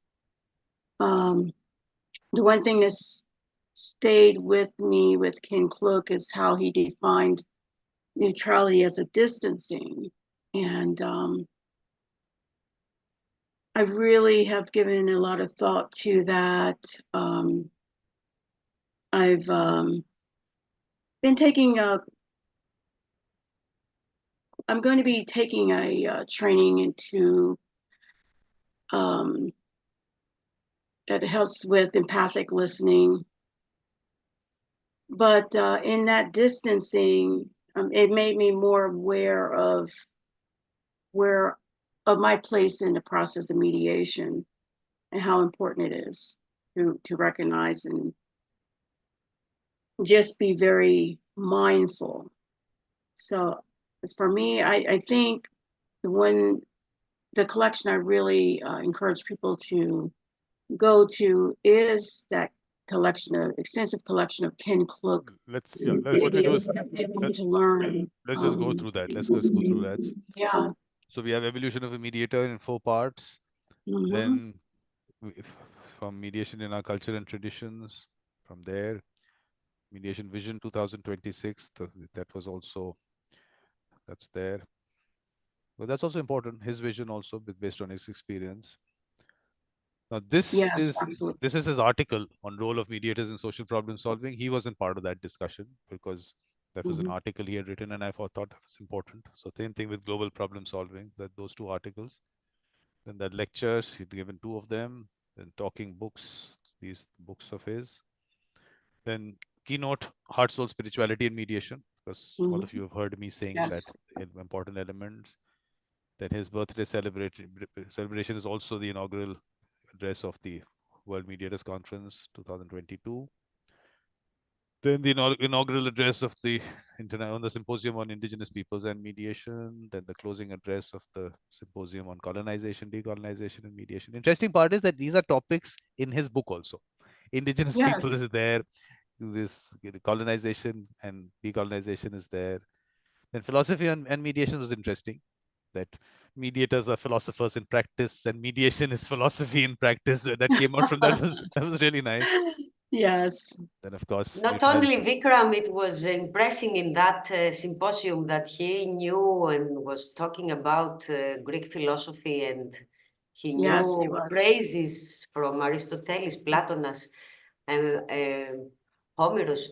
He's using words, Greek words, like he said that I was showing you once, I remember the sea in the time of the sunset, and he said it's like the Inops Pondos, Homerus says. And I was, what? I get back home and open the encyclopedia to see what was that and to read about that. He's a library, and it's so beautiful the way he philosophizes. He's indeed a philosopher, a Greek ancient philosopher. Exactly. Yeah. So that's he connects. He connects. Yeah, he connects, and the good part is that he reads books, unlike me. So we have one learned person in the in the house. He's read all of them. No, So, Yes. he's so not a talking book. He's a talking encyclopedia. library. Library. Basically, I was looking at Aristotle. I was like, oh my Yeah. goodness. But he connects the dots. Like if you were trying to determine whether or not becoming a mediator is for you, then you go through Ken Kluck, all I this think collection. what thing is that he's got words to put into that whole practical experience. He's got words for that, which that is what people connect with, because that theory is something which, I mean, it's there in your mind somewhere because you've experienced all that, but now you've got it in the written word or listening to him. I think that's what is good about that. He takes all that and puts it across. And then, okay, language and mediation, then mediators in the war in Ukraine, then magic in mediation was the series that I started. The book came in later. This was a series because this was the title. We already knew the title. So, yeah, so we did that. Then again. Also, when he spoke about the school, it was, he gave one, two, these gorgeous things he does, and he says 1, 2, 3, 4, and he was giving steps and tips, and it was to write down, not to lose one word, because it was so helpful. It was like he was giving you a bag with tools, and use them, and it will be, you was feeling very secure and very like a map. Like he gives you the manual, the map to think and to act. Look, and the good part is you don't have to really take notes because all the transcripts are available on the YouTube channel. When you go to that video, you can always use those transcripts. Maybe that is important, Vikram, because it's the birthday of the YouTube channel, which is many hours, and maybe we could help from countries not only to translate some videos we find important and we enjoy to see again and translate in our language. So it would be a very beautiful way, because for my language for sure, but I'm sure for every language, this translator doesn't work. He doesn't help you to understand. No, what I was saying was the transcript. The transcript is available, which means all the or whatever is being said, the text of it is available on the YouTube channel. So you can pick up the text and then you can translate it. You can translate it yourself. Yes, to translate it and to bring it into our circles, to our country circles. I mean. Yeah. And also maybe because it's many hours, maybe we could help all together, because it is too much work to make small shortcuts of beautiful, important pieces of all these huge topics. I mean, the symposium for neutrality was many hours and many beautiful things, and it's not easy for somebody to be there and listen everything. So maybe it would be something, a present for the YouTube channel. No, and the important thing is that not everyone ends up watching these things. So if it can be converted into the written word, then we can actually make that available to people. So that's a lot of work there. If someone wants to take it up, please tell me. Please take it up, and we'll create a little I'll book. take a look at that. I'll take a look at that, because I do have a note taker. Yeah. So whatever. So let me look. Let me try to see. No, I tell you, Tina, you already have the text. If you go, I'll just take you through that. If you just open any of the videos, the transcript is already there, but it's because it's in a form which is now a conversation. So it's not the best. You can't just pick it up and use it. So a little bit of editing needs to be done. That's what the little issue will be. But let's just get our friends in. One second. Let me just stop this share. I'll come back to this. We have Isaac here. Isaac, hi. Isaac, where did you disappear? Hello, I'm here. So first of all, of course, look, I had not invited people earlier. I just could not do it. So I'm just sending out these messages while we are talking. So it's just a general celebration of my baby, as I call it. So that's what it is. Okay. So what? Right.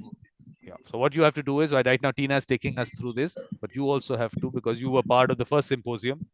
None of these other people were part of it. So you can tell us about the experience starting from there in relation to the events and then whatever other Okay. events and what really happened. So you've gone through the entire journey up till now. And on Sunday, Isaac launched the Ghana Mediation Circle on his birthday.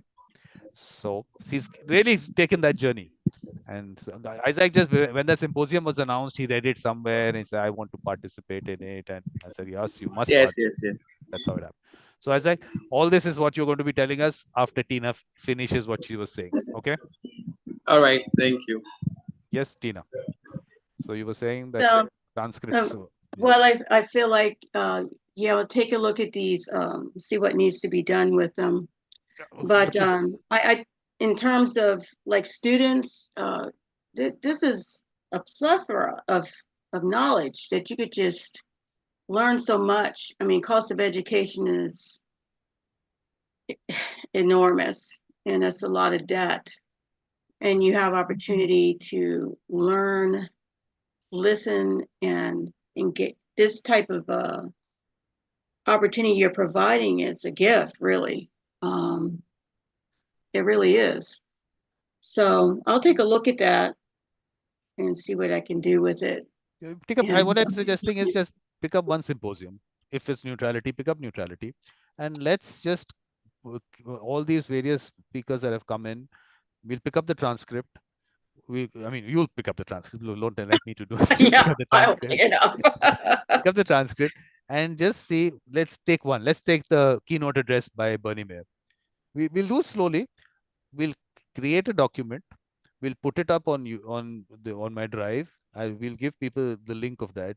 So we'll keep adding to the document. So it's that'll be a work in progress. But that is after Alex comes in. Hi, Alex. How are you? Hello, Vikram. Hello, Tina, Seville, Mandy, Isaac. It's a pleasure, Hansi. It's a pleasure to be here. I'm from São Paulo, Brazil. I will put in my tag Brazil. Yes, I think everyone should put their countries in front of their name. That's a nice thing. I'll change it. So Alex is also someone who's been there for. We were talking about the YouTube channel and the content on the channel and the journey of the last 3 years and going through whatever started with that first symposium on mediation in our culture and tradition. Because Alex has also taken that journey. I mean, in the sense, he's taken the journey to a point, then he's a busy person and he helps people all around. So he has all the other things that he's doing. He helped me a lot in relation to translation. He's come into events and he's helped translating. So he's been really cooperative on that. But I know he's a busy person. So now he hasn't been participating in things. But Alex, we have to launch the Brazil Mediation Circle. That has to happen soon. So you have to fix a date and we have to do that. Yep. So we were just discussing how there's all these videos are there on the channel, how we can convert them into some kind of a book, maybe a book form of each of those symposia. We can create a book form kind of thing. So which was Tina has taken up the onus of that. And everyone else, Seville is also wanting to do it. And Seville also wants to translate them into Turkish. So let's do all that. There's so much work to do.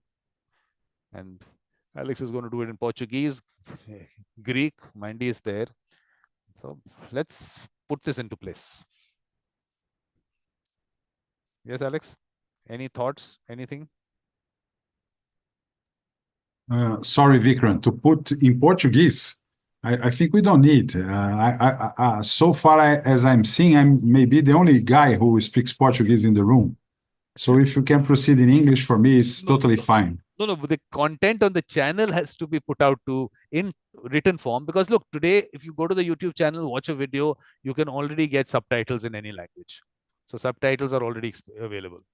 So let's just, at least on the text part of it, the written part of it, if that can be translated into different languages.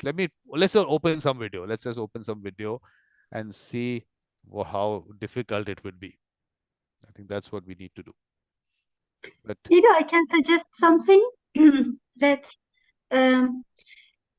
if you would prepare a summary of, let's select, as you said, 3 of them. Neutrality can be one, and we can start with 1 or 3 videos, and we can write an English summary for those videos. and then translate those summaries to each one with our own language. Absolutely. So, Seville, are you going to work with Tina and Mandy to do that? And Isaac and Alex and everyone else? Can we form some kind of a team there of people coming together to help each other? Because there's so much content out there. It's that- wonderful practice in English for me. But to make it practical, we should select one video which is really let's choose something, the most valuable video I'm just among showing. them. I would say. Look, I'm saying Let's start with one or three. anyone. Look, we can always go with what all the sessions with Ken Cloak. We can just have one Ken Cloak kind of a thing. So we can do that. And Michael is here. Hi, Michael. Hello, congratulations, Vikram. Hello. Hi, everyone. Good to see you. And I'm sorry for this last minute invitation that was sent out. Michael. I just did not get time to send out invitations at all. I didn't even put out this event earlier. I said, let it be whoever comes in kind of thing. So it went out last minute to everyone, Michael. Went out last minute to everyone. Everyone here. I don't feel slighted then. Yes. So this was the first very invitation that went out. So yeah, but I'll be here for only about 15 minutes. I have a group starting, but I'm happy to be here for that time and to see Mandy and Sevi and Tina and Isaac. Yeah. Yes, Michali. Good to see you again, sir. Thank you. We're making a Greece mediation circle, and it would be great if you contribute to this knowledge and bring it to the hometown of some summers of your life. Be my pleasure. Yeah, Mandy. our pleasure too. But Michael's been, we've been discussing with Michael for creating reflective practice groups. Only thing is that we haven't been able to figure out how to do it, because there is an approach that Michael wants to take and there's an approach that I want to take, and we're reaching somewhere. Michael, one day we'll reach a certain right, and we're both right. Yeah, absolutely. Absolutely. We are going to do what you want to do. Only thing is, maybe the path that we will take might go through what I want to do. Maybe let's see how it happens. Maybe we'll see. Yes. No, because you sent out the email, and I'm sorry I haven't replied to it. But the last 2 weeks have been really madness, and I don't know. I also want to sit down and reply to it carefully as to how we have to do it, because I understood from that mail that you've had enough of that conversation. Now you want to get things going. Well, I think we've talked as much as we can talk about it. It's time to exactly. I could make that out. I do could or make do that not out. do. I could make that I think out. everybody understands that. You reach a point where you decide, okay, we've talked enough. Let's either do it or say it's been a wonderful conversation and we won't do it. But that's why I have to be very careful in writing that email. And when I wanted to have that conversation with you instead. We'll do that. But only thing is that, look, up till now we have people here. We have Seville here. Seville's now actively doing things in Turkey in relation to the mediation circle. So I think she's also going to take this up and put out a message saying that if people want to be part of a reflective practice group in Turkey. Yes, Seville, you know about the reflective practice groups that Michael does? So yeah, I heard about it in one session, but I didn't attend any of those courses. Okay, but I liked the idea to learn from our mistakes, and also the opposites, what we did good and bad. Yeah. So right. The main point is that if I remember right. Yeah. So that's correct, Sevi. Exactly. So basically, now what Michael does is to create a little formal structure around it, and also training people to be reflective practitioners. So he does that. So we are at that point where I'm on this end creating circles, and I want reflective practice groups as part of all the circles. So circles are being created, so that part is going on, and then as we grow each circle, then we'll have enough people to be part of reflective practice group. Only difference here that's coming up is that I want every circle to just be introduced to the concept of reflective practice. So there is a video of Michael which is on the channel. So for people to watch it, to see what happens in a reflective practice group. And then if they're interested to become reflective practitioners, so he has an institute. So he takes people through a course. So that's one path. And on the other end, I want people to experience it. So I want Michael to come in and have a little session for people to actually experience it. But the only issue that's coming up is I don't want to take Michael's time for free. So I said people should contribute something, send Michael a gift. I was saying gift, but if people don't send gifts, then we'll have to fix an amount to be sent to Michael. So that's something we have to decide, which Michael's have been really nice. He said, look, I mean, I'm a retired mediator, which never happens. You don't retire as a mediator. That's a way of life. When you retire from life, then you retire as a mediator. But we don't want to take his time for free. So people have to value him, value what he does. So we're trying to figure the right way to go about it. So that's what we are stuck at this point of time. Because one is to announce that, okay, his institute does these kind of courses, please join them. That's like just telling people to go there. That's another thing which Michael already does. So that institute is going on. I want him to be part of what I'm doing. So I'm trying to fit that in, how he becomes part of it and how we can get his time. I'm trying to make Vikram part of what I do. So we in that, we look like he said, we've had this conversation, I think 2-3 conversations, some mails, and we're not being able to go there. So what I'll do is I'll just announce the fact that Michael has these courses happening and people can be part of that, and how each circle has a reflective practice group. We'll find ways to do that. Yep. And I remember, Sevi, one time when we were together on one of Vikram's programs, you asked about the possibility of translating my book. And my publisher wasn't excited about translating the whole book. But if you are interested, I can send you probably half or more than half of the book if you are interested. And then you can decide if you want to have it translated or not, but I'd be happy to do that. Yeah. I would be very, very interested in that. And because there are a lot of mediators in Turkey, there is a great market for reading as readers as well in Turkey. And most of them don't know English. Right. So, I would be doing it for myself, and some other people can also enjoy from it. No, but I think that Michael hasn't told you this, which is going to come after this. What he's going to tell you is this has to all happen under the brand Mediator Vikram Books. One sec. It has to happen under one sec. It has to happen under Mediator Vikram Books. And of course, Michael has someone who puts books together. So we'll talk to that person to put it out. So please understand that he was going to tell you this before I told you this. Okay. So no, I wasn't. Let me put words there. Michael, let me put it there. Look, the idea is to be able to create that brand also, Mediator Vikram Books also.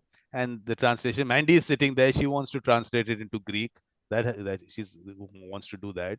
So that we have to put it out into every language. What we were just discussing is how all these videos that are on the channel, those transcripts to be taken and create a book for each of the symposia that is there, one book for all of that.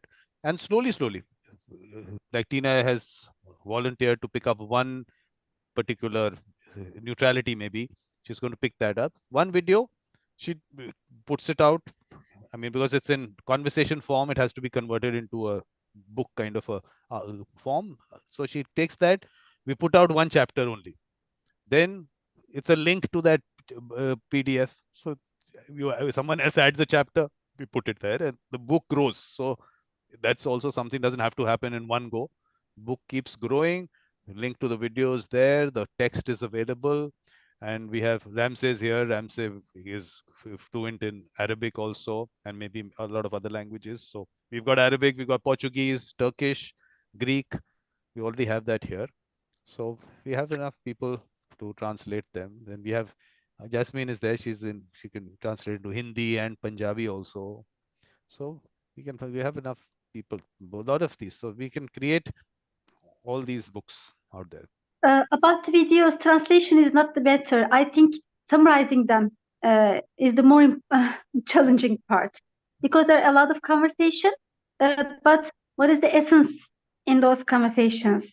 Getting that point is the more challenging part, and I think because it belongs to you, I think you should be writing the English essence in it, because Look, it belongs to you. Otherwise, the writer will be us.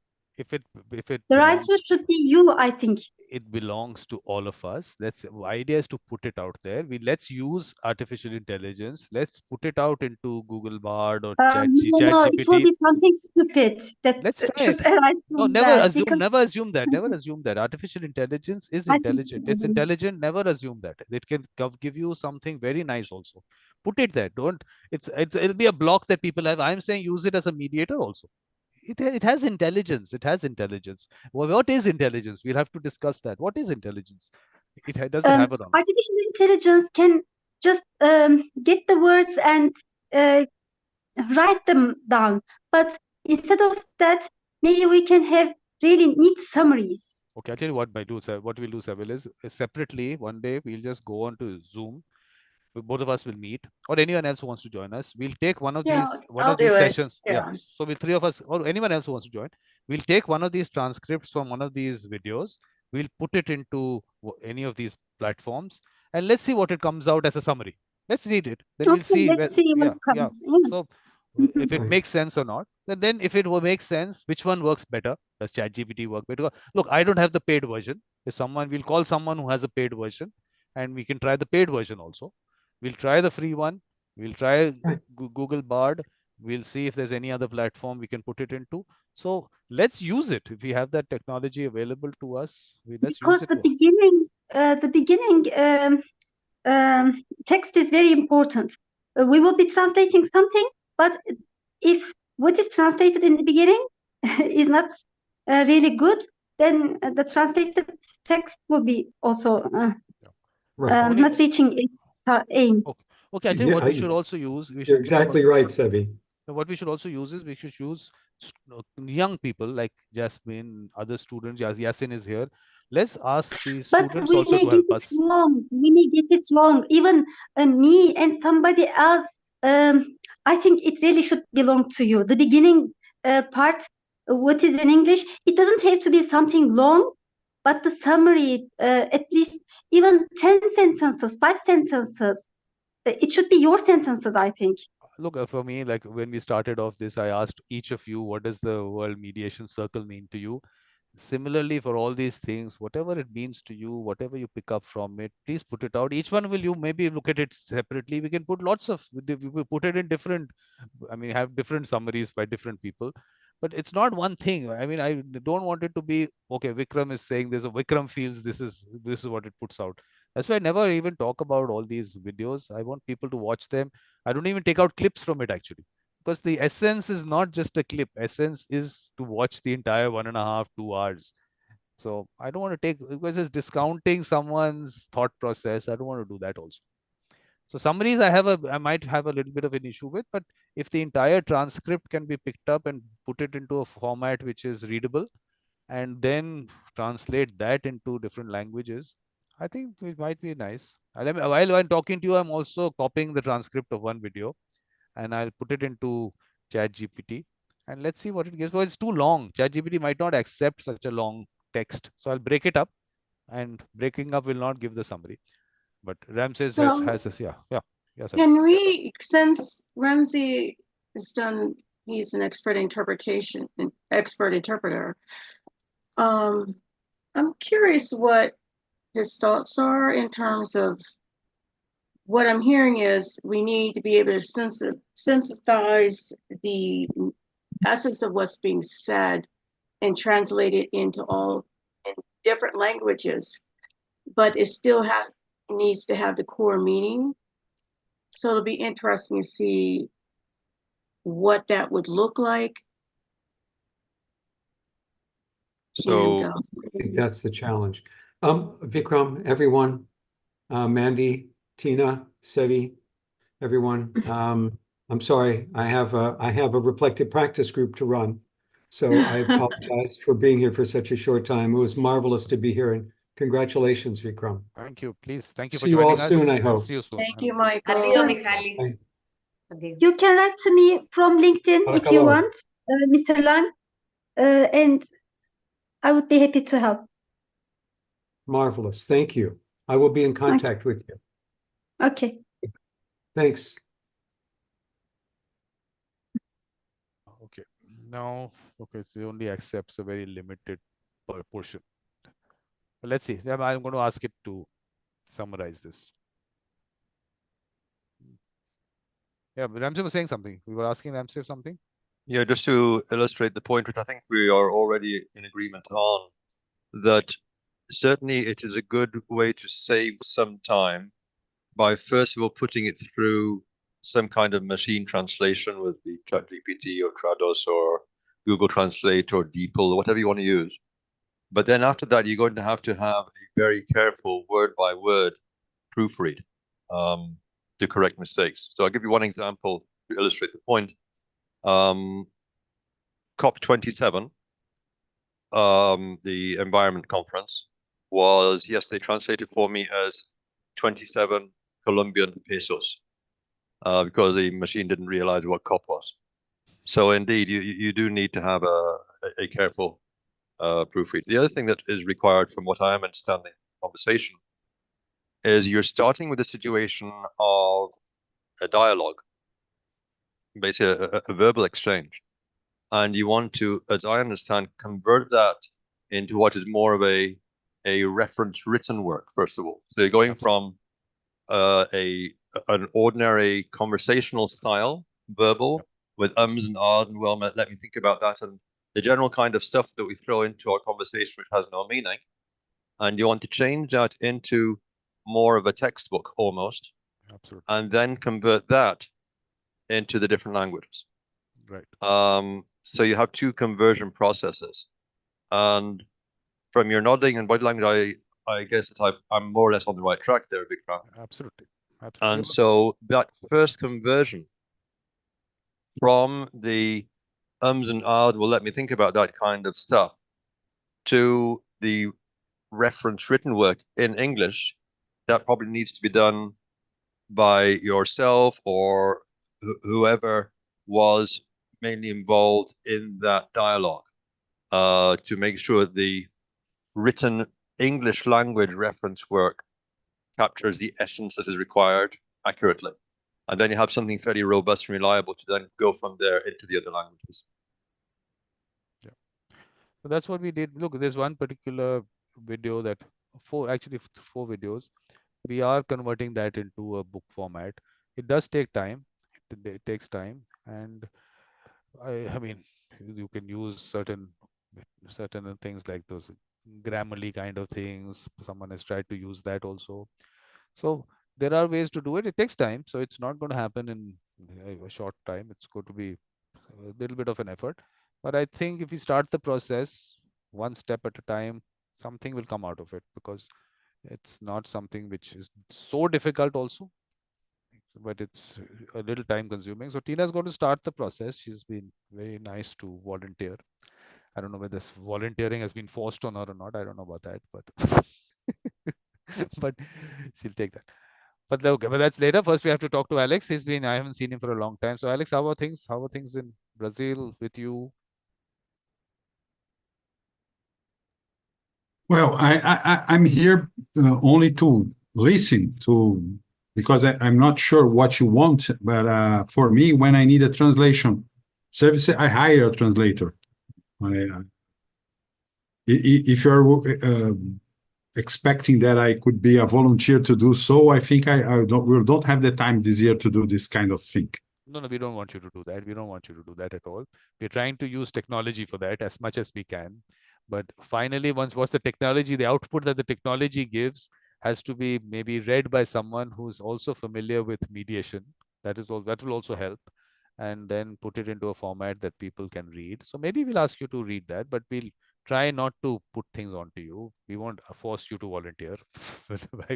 Tina has been forced to also, volunteer. Vikram, this very beautiful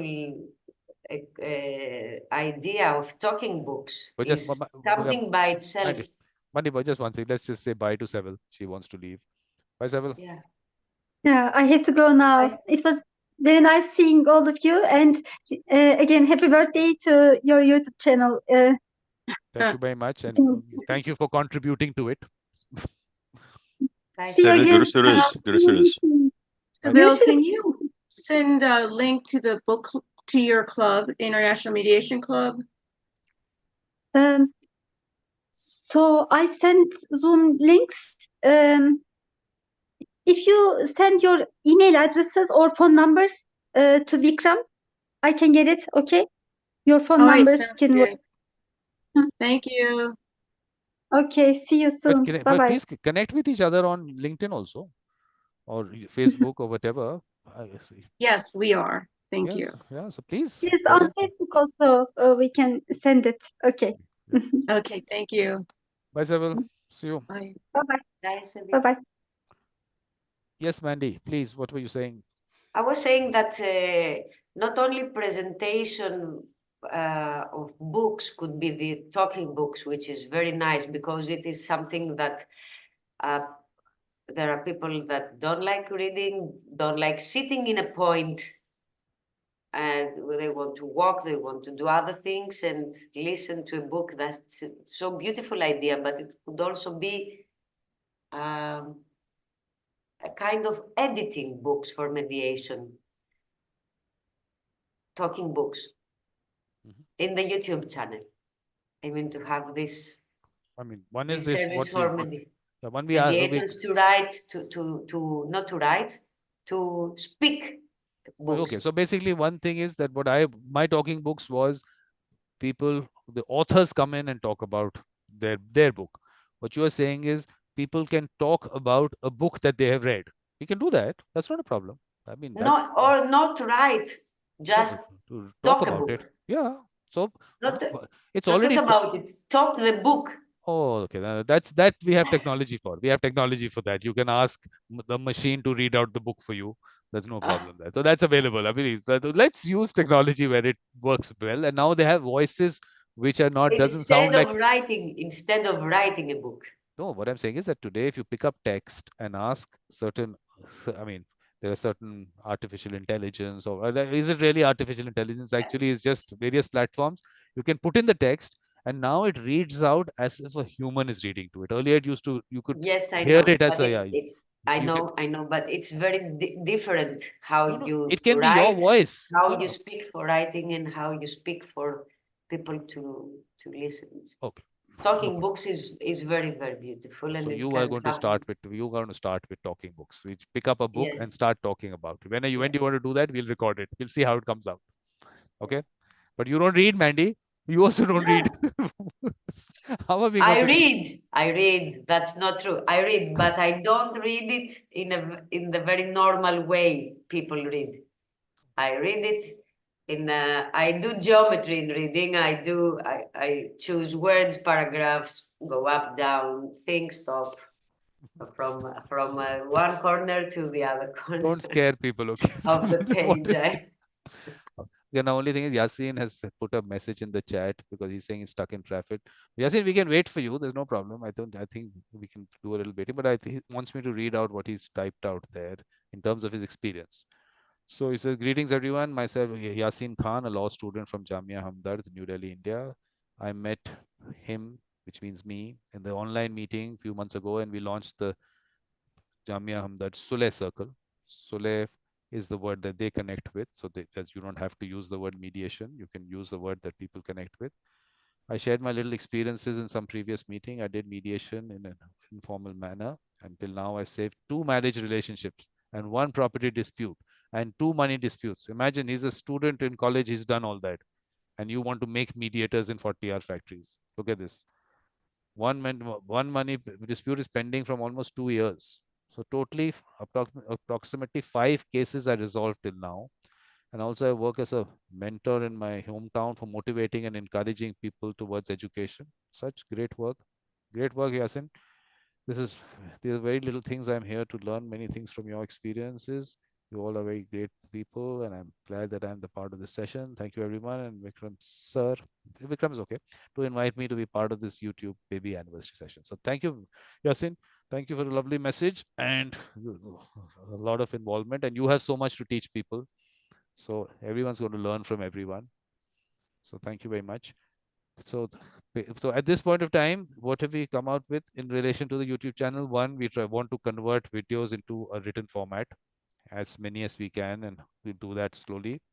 Second is try to translate that into different languages and find people to do that.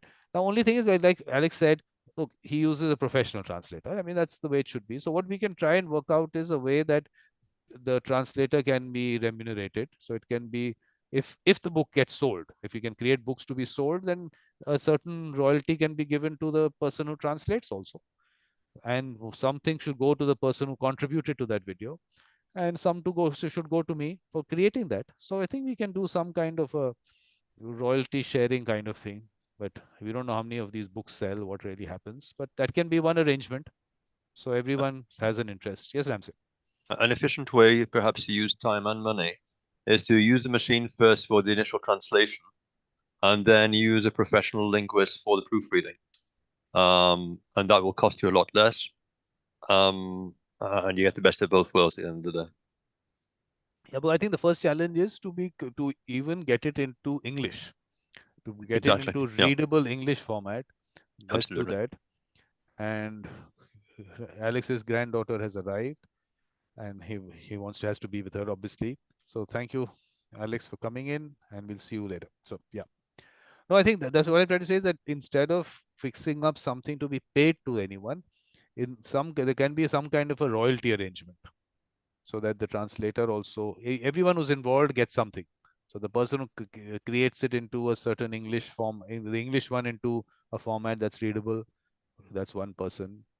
And the person who actually took that session, that person, me, obviously, translator, wherever translator is required. So we can come up with, and of course, the person who, like Michael has someone who puts books together. Michael has put some books with that person who will tell us how to do that and can help in putting it out. And then today digital books are easy. I mean, it's easy to put it out there. I think, of course, you have to share, like with Amazon, you have to share a lot of that with them. But at least those platforms are available, which we can put together. So once we do one, and then we know how it has to be done, let's do it. Yes, Tina? Nike, just do it. Yes, I'm curious to see, particularly how AI will work, because I've done different activities with AI, and I've been impressed by it being able to be user intuitive. Tina, just interrupt you. Jasmine wants to leave. You should say bye to her. Oh, bye, Jasmine. Ultimately, Tina, everyone will leave. We'll be the ones hanging around. So you'll have to keep saying bye to people. Bye, Jasmine. Bye, Jasmine. Mediation circle to be created. Yes, yes. Okay. Congratulations. You don't have to pay anything. You don't have to pay anything. See you. Okay. See you. Thank you. Thank you so Bye. much. Bye. Bye. Bye. Thanks. Bye. Bye, Jasmine. Yeah. So you're saying artificial intelligence to be used to be Yeah, each of those thinking, steps.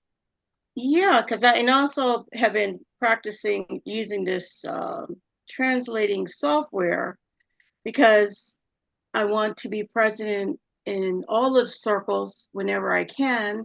And I don't want language to be the barrier, because I speak English, and so that can be very, very limiting. Pardon me, my brain is still a little. It's okay. We understand. We understand. Yeah. Okay. Limiting. And so I've been looking for software that would work so that I can be a part of the Greek circle, the Greece circle. Yeah, because it translates in Greece. So, and I've been I was using it last time we were on, and I was like, oh, I understand I have to practice more, but I understood it. I don't want language to be a barrier why I can't be present and Yeah, that's a support. wonderful way to learn languages also. It is. I'm literally learning as I go along. So I now don't we've want got, language to be the barrier why I can't be a part of something so good. basically, Tina, now you moved from omnipartiality to omnipresence.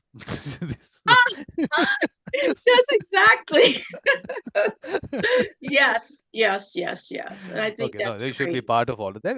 Look, the idea was that everyone should be able to contribute in all of the circles, and that's where the World Mediation Circle. So please do that. Whatever inputs you, whatever you learn from that, whatever their experiences are, can be taken somewhere else, and you can definitely, because if you've been part of what their sessions, you'll know what's happened there. You can tell other people about it. So in that Greek mediation circle, they were talking about this, so they've had that experience, which is what the idea behind putting all this out on YouTube was, that everyone listens to everyone and at least picks up good practices and learns about what people are doing in different parts of the world, because people are not aware that what all is happening in relation to mediation or not. So at least It's a that. way to travel. It's a way to travel also. I mean, you travel Yes. yes, you come close to other countries, and connecting with people opens you to opportunities and things that, like traveling, all this experience. It's very beautiful. And it's also I therapy. love it. It's also Yes. therapy, Tina. Tina enjoys it Yes, from the therapeutic point of view, don't you? yeah. I do. I do. Yeah. Yeah. So that's Yeah. That's, and if I think it's important to share space. okay. I So don't think language should be the barrier. not at all. But what you have to do now is, now we've got some people together who are also going to work on this transcript to book kind of a journey. So please, Tina, you want to connect everyone? So Ramsey's here, Mandy's there, Jasmine just left and she said she wants to be part of it. Seville Nice. wants to be doing, well, okay, so we'll have to see because how what Seville wants to do, but she wants to be part of it or she wants to do something on her own, because she likes that, she likes to do things on her own. And I told her, look, Seville, we launch a Seville mediation circle. So we can do that because Yes, she likes to do I things on think her own. that'd Not be a problem. great. Everyone has their ways of going about it. We have Yeah. to get everyone in. So we'll do that with her also if that has to be done. But let's put it into place. So pick up one video, whichever one you feel is the one that we should start with. So if neutrality is on everyone's mind, let it be. But the keynote address by Bernie Mayer, I think we should start with that because he's the person known for talking about and writing about neutrality. So we can pick that up if you want to. If you want to pick up any of the Yeah. Ken's videos, we can do that. So because the only limitation, like I said, about artificial intelligence is the fact of the free version, how much text you can put into it. So you can't put Yes. the entire transcript into that. So please check with someone who has the paid version whether you can put the entire transcript onto that and will it work on it. Yeah. Okay. I will do that. I'm curious by nature, so I think it's going to be an interesting project, and Yeah. um, And then we I'm can, in. so each Let's of the, do it. what, so my idea was that one, whatever we already have in relation to one symposium, we can put that together. Then we'll ask people to contribute it because they might not have participated, but now they want to contribute to it. So they can contribute still to that book. And it'll be a good book which will be available, like I said, online, and chapters will keep getting added to it. So we don't have to do it all together. And putting a PDF and designing a PDF is not an issue today. I can do that. The text just has to be pasted there and we can make that PDF. So not difficult at all. Because I try to use things as simple things because that's what I can get time for. But now we'll get someone who can maybe use various other platforms, websites which have come up to create better things there. But that should not stop us. Like language is not a barrier. Design and all those things should not be a barrier. We just have to put the content out, which is what all these videos also, they're all unedited videos. There's no concept of editing it. Let it go out. We're having this conversation. Let it go out as it is. I don't think there's any problem. So anything, Mandy? Any comments, any suggestions, anything before you say bye? Because tired. That's a long session like always. Yeah, and not only it brings so many ideas, and while you, it's this inspiration that comes from heart when you love something and you feel it's beautiful and it brings you joy and this connection. This is, we forget that we speak on air. This is something, I mean, there are times I speak with Vikram and I say, I realize that it is just always if we speak in private or we speak in YouTube, and I say, remind me, are we on air? Because it is so natural the way you And then speak. You yeah, forget that what you say and you are your truly self. That's so beautiful with this channel. and then I have to shock Mandy It's sometimes. this Sometimes living room. she says certain things. I say, Mandy, we're on YouTube. You can't say. Yes, this is, and it lets you realize how easy it is to be your authentic self and how accepted. And so this channel is a living room. This YouTube channel is a living room of a very, very good friend. And not to say the table of the family that we sit and have our lunch or dinner together, and it's so beautiful, so important thing not to feel afraid of this exposition to, you know, the eyes of the other people, how they think, how it's so natural, so nice. And you, I feel like I have come through this procedure in the YouTube, I mean, channel. I have much closer to my real self, and it is not different for me after almost 1 year I was spent in this space time, and it doesn't care. I don't care. I don't pay attention if it's personal or public or the YouTube or personal. It's me, and this is a practice that I have so much enjoyed, and it has been so good for me, so beautiful, Vikram. Was really nice. That's really nice, and that's what the idea was, that everyone brings in their authentic self, and that's it. A lot of things are done there, and then face to a mediator, the authentic self of the mediator, that part also goes out. So thank you very much, Mandy. You've been part of so many events and shows, Yes. and you are going to Thank you obviously all be for this. tomorrow we do the Greece Mediation Circle launch, and I haven't put that out there. If that people should know what all is coming up, although that list is there actually, it's on the website. But let's put a little, because there's so many people now. What is that? Eleni, there is Eleni. I'm not able to pronounce her surname. Let me try.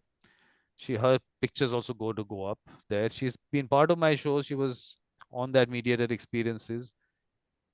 CHARALAMBIDOU. How do you pronounce that? Shalambidu. Shalambidu. How do you do that? Please tell it Let me again. let me put it in the chat. Let me put it in the chat because Yeah. okay. This is CHARALAM. I can see it. Where is it? I'm putting it.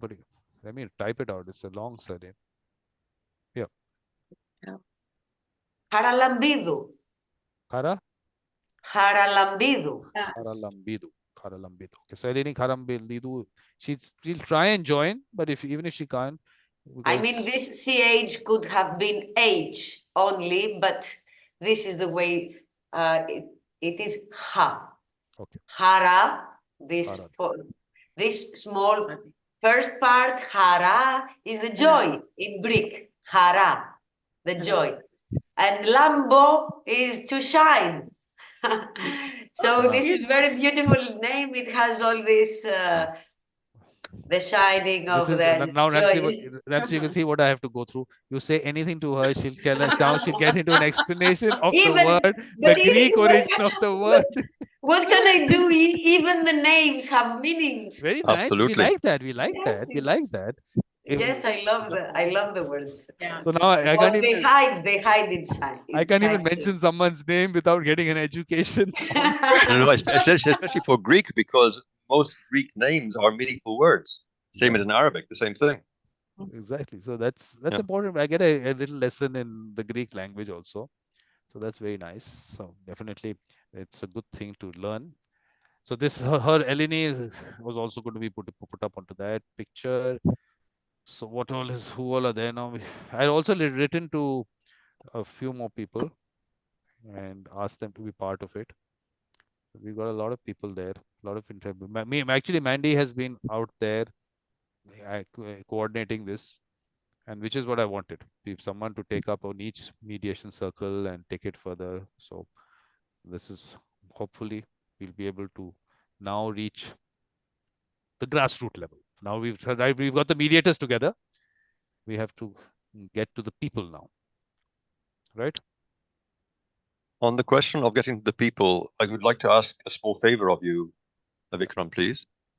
Could you keep this session open just for maybe a few more minutes? Yeah. Tina was in direct messaging with me yesterday, and I would like to just check if what I said was what I intended to say or not. I just want to clarify one point. And then I want to check with you also, Vikram, about the organizations or people, which I think you're referring to you. So I could test the water with you in a minute. Thank you for that. So Tina, what I wanted to clarify in our message yesterday is that the process involved in holding people accountable for action that happened is a different process from planning a resolution to a conflict. One is looking back, one is looking forward. So, and also looking back, you're looking at evidence, you're looking at gathering all sorts of material to prove what did or did not happen and so on. So I didn't want to give the impression, I hope I didn't, that somehow accountability and justice is less important. That's not what I meant. What I meant was simply the process you look at it, that you use, is a different process. And therefore, in terms of urgency, the urgency, I think, is to, first of all, find a resolution to the conflict, which, if you don't, you'll carry on getting more violations and you'll just never end. You're like chasing your own tail. And once you've got a resolution to the conflict, you don't have any more violations happening, then you also agree on a process, whether it's courts or arbitration or adjudication or whatever it might be, to look at holding accountable whoever is responsible for whatever happened wrong in the past. So please don't get the impression I thought it was less important. It wasn't. It's just there are just different approaches. That's all. No, what I've learned is to give the benefit of the doubt, because we don't do that much anymore these days. True. Yeah. Yeah. I just think that when I think about trying to have a peace agreement, that justice, a sense of justice is very important, and it's necessary to, if you don't have any justice for something that's been wrong, that someone has wronged you, you really can't have, I don't see how you can have sustainable peace. It's worse than that. You're going to set the scene for someone at some point taking an act of violence because they could find no other way to achieve justice. So I completely agree with you. But it's simply the question of preventing more violations and more injustices first. And then once you've got, which is the need to resolve the conflict going forward. And then also you agree on what is justice, how can it be achieved, and what are the processes that should be followed to achieve it. So, okay, yeah. What we do is this conversation you will give us. No, Tina, what you'll do is you'll give us a brief on what this conversation was about. After we talk about what you're doing, I want to get Isaac in because, like I said, he's been part Isaac in and Mandy out. So, Mandy.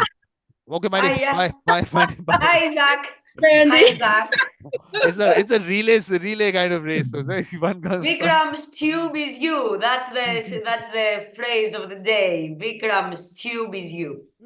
Yeah. So, Yes. see you, Mandy. See you tomorrow. Bye. Bye. Bye. See you tomorrow, Mandy. Bye. Yes, Isaac. from the first symposium journey, Okay, what's been thank you, happening? thank Yeah. you. I think Everyone. coming in contact with your platform has been fruitful. So I saw the post on LinkedIn, then I decided to put in an application to see if I'll be accepted to speak on the platform. That was a symposium. So I was accepted and I put a link out to find out more information from people in a sort of research so that we can have more information to share with the people on the platform. So, and it was exciting to get certain feedbacks and also have interactions with you. And the platform has also helped me to connect with a lot of people from Nigeria, from other parts of the country, the world, and also from the Europe and America and all that. So letting us know what people are doing elsewhere and the similarities in what all of us are doing. So it's your platform is one-stop shop that whenever you come here, you are able to get everything that you want. It's like a supermarket. You go there, you get everything that you want to buy. So it's really an interesting platform, and I would say congratulations for your anniversary celebration. And I hope you are able to get we share more with people to join. You get more subscribers, and you can monetize it and also use it to support your data and all that. So I think it's something that we need to encourage. And talking of the whether or not to translate some of the information, I think once on YouTube, yes, we can do the translation and transcript to make sure we publish as a book or not. But still, once it's on the internet, we always say that the internet does not forget. So anytime somebody log on, visit the place, they are able to get information to watch, listen, and also to learn more from it. So what we have to do is to help in promoting the platform and making sure that we tell people about the platform. They can have information, they can have anything that they want to see when it comes to mediation. So there has been a lot of discussion from mediation from A to Z, and you can learn a lot of things. And there are a lot of people that have come on the platform, to mention of Ken Clark, Michael Lang, and the other doctor from Pepperdine University. They have all been on the platform, and it's been exciting meeting all of them, and all the people also here meeting all of them to have a discussion. It's really an interest. So I think we should encourage it. We should bring more people, help people to subscribe to the channel. And once the internet does not forget, we can always have this information at with just a click of a button, and it's a good thing that you have done. And I hope that some of us who are younger will be able to learn from what you've been able to do and achieve, and also to bring people together. I have started together with some colleagues an African Center for Collaborative Dispute Solution to look at starting from Ghana, look at the systems in place when you talk about ADR in Ghana and how to also build capacity of people. We are trying to also look at what is happening in other African countries because mostly it is easy to make reference to what is happening to Europe or America or India or any other country. But when it comes to the Africa country, what is happening in Kenya, what is happening in Ghana, what is happening in Nigeria, sometimes it's difficult to get certain information that you need. So it is important to know what is happening in those systems, learn more from them, and see how their system is really working, whether or not they are taking advantage of ADR.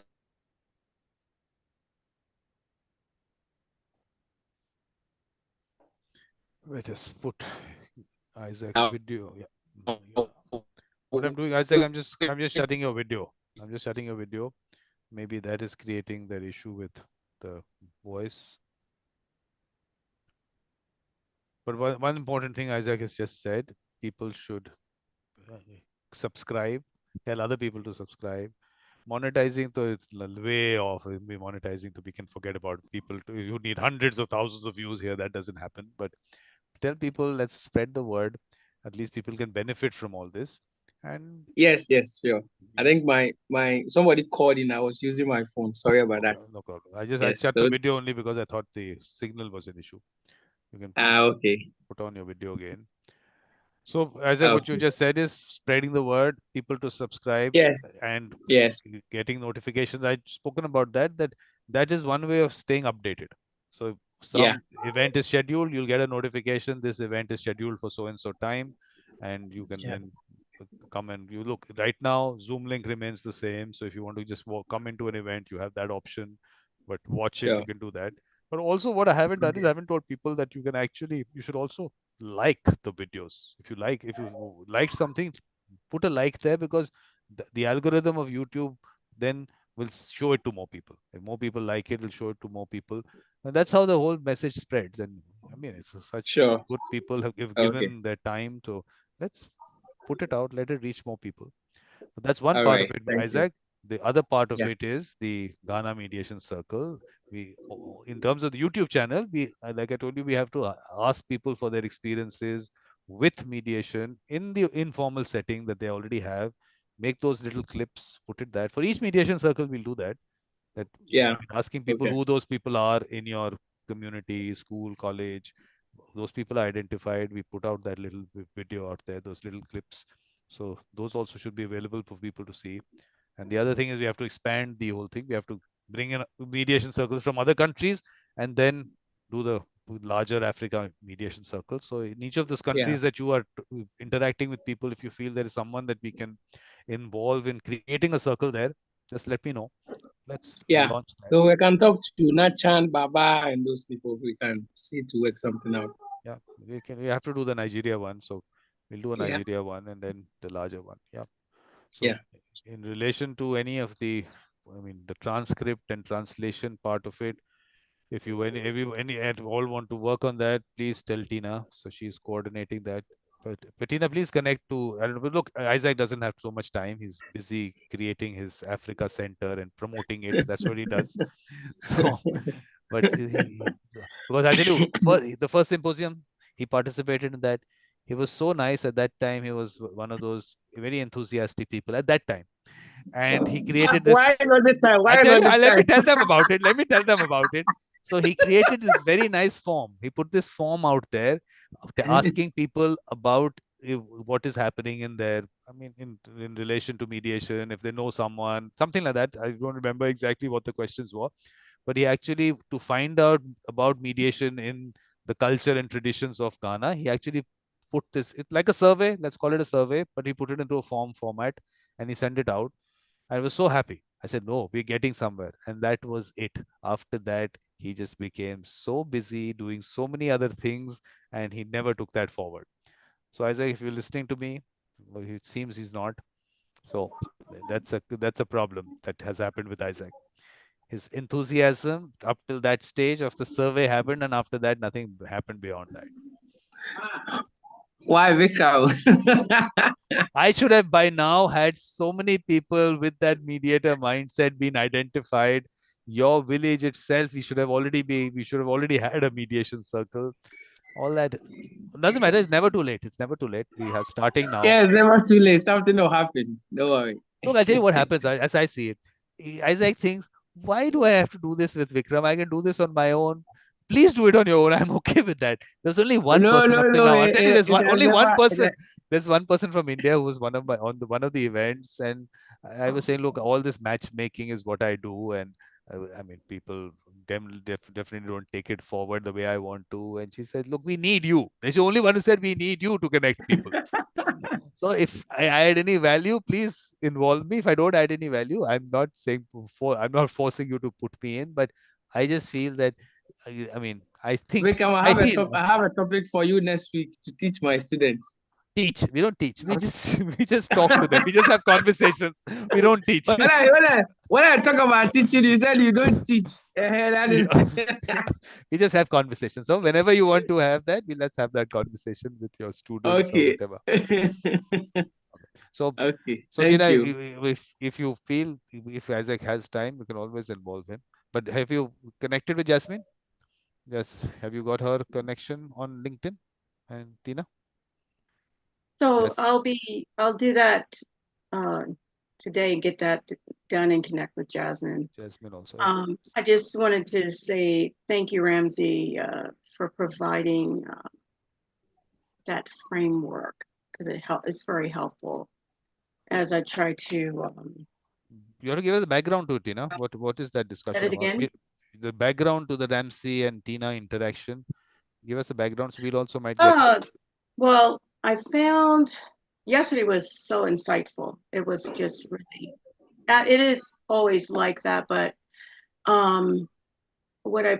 the opportunity to really get some more perspective on Israeli-Palestinian conflict. I thought it was so helpful to have your voice in the room, Ramsey, too. Very important to have your voice there. So in any case, I was thinking about it, reflecting about that session, and I posed some questions to Ramsey. Because when I think about sustainable agreements, I lean to, I think it's very important to have justice, to be thinking about justice and what that would look like, particularly in a conflict like the Israeli-Palestinian conflict, which has been intractable and for so many years. That's a lot of pain.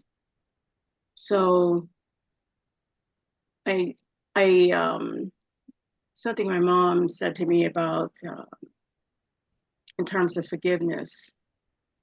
I think without justice, when there's a perception of injustice, I don't know how you can have peace, true peace. And that's why I feel that justice has to be a part of any peace process. In order to have any sense of peace, closure, you have to right the wrongs that, I don't see any other way around it. And what that may look like for different generations, for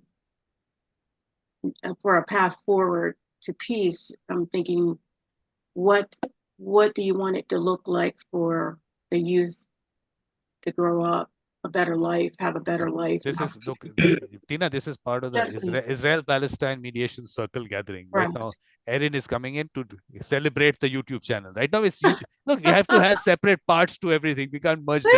So Israel-Palestine. No, we'll do that. Yeah. We'll do that. But let's Erin specifically come in to congratulate me on the YouTube channel. So Erin, thank you for coming in. Yes, this is. How are you? Hey, Erin. Hello, I'm so excited to be here.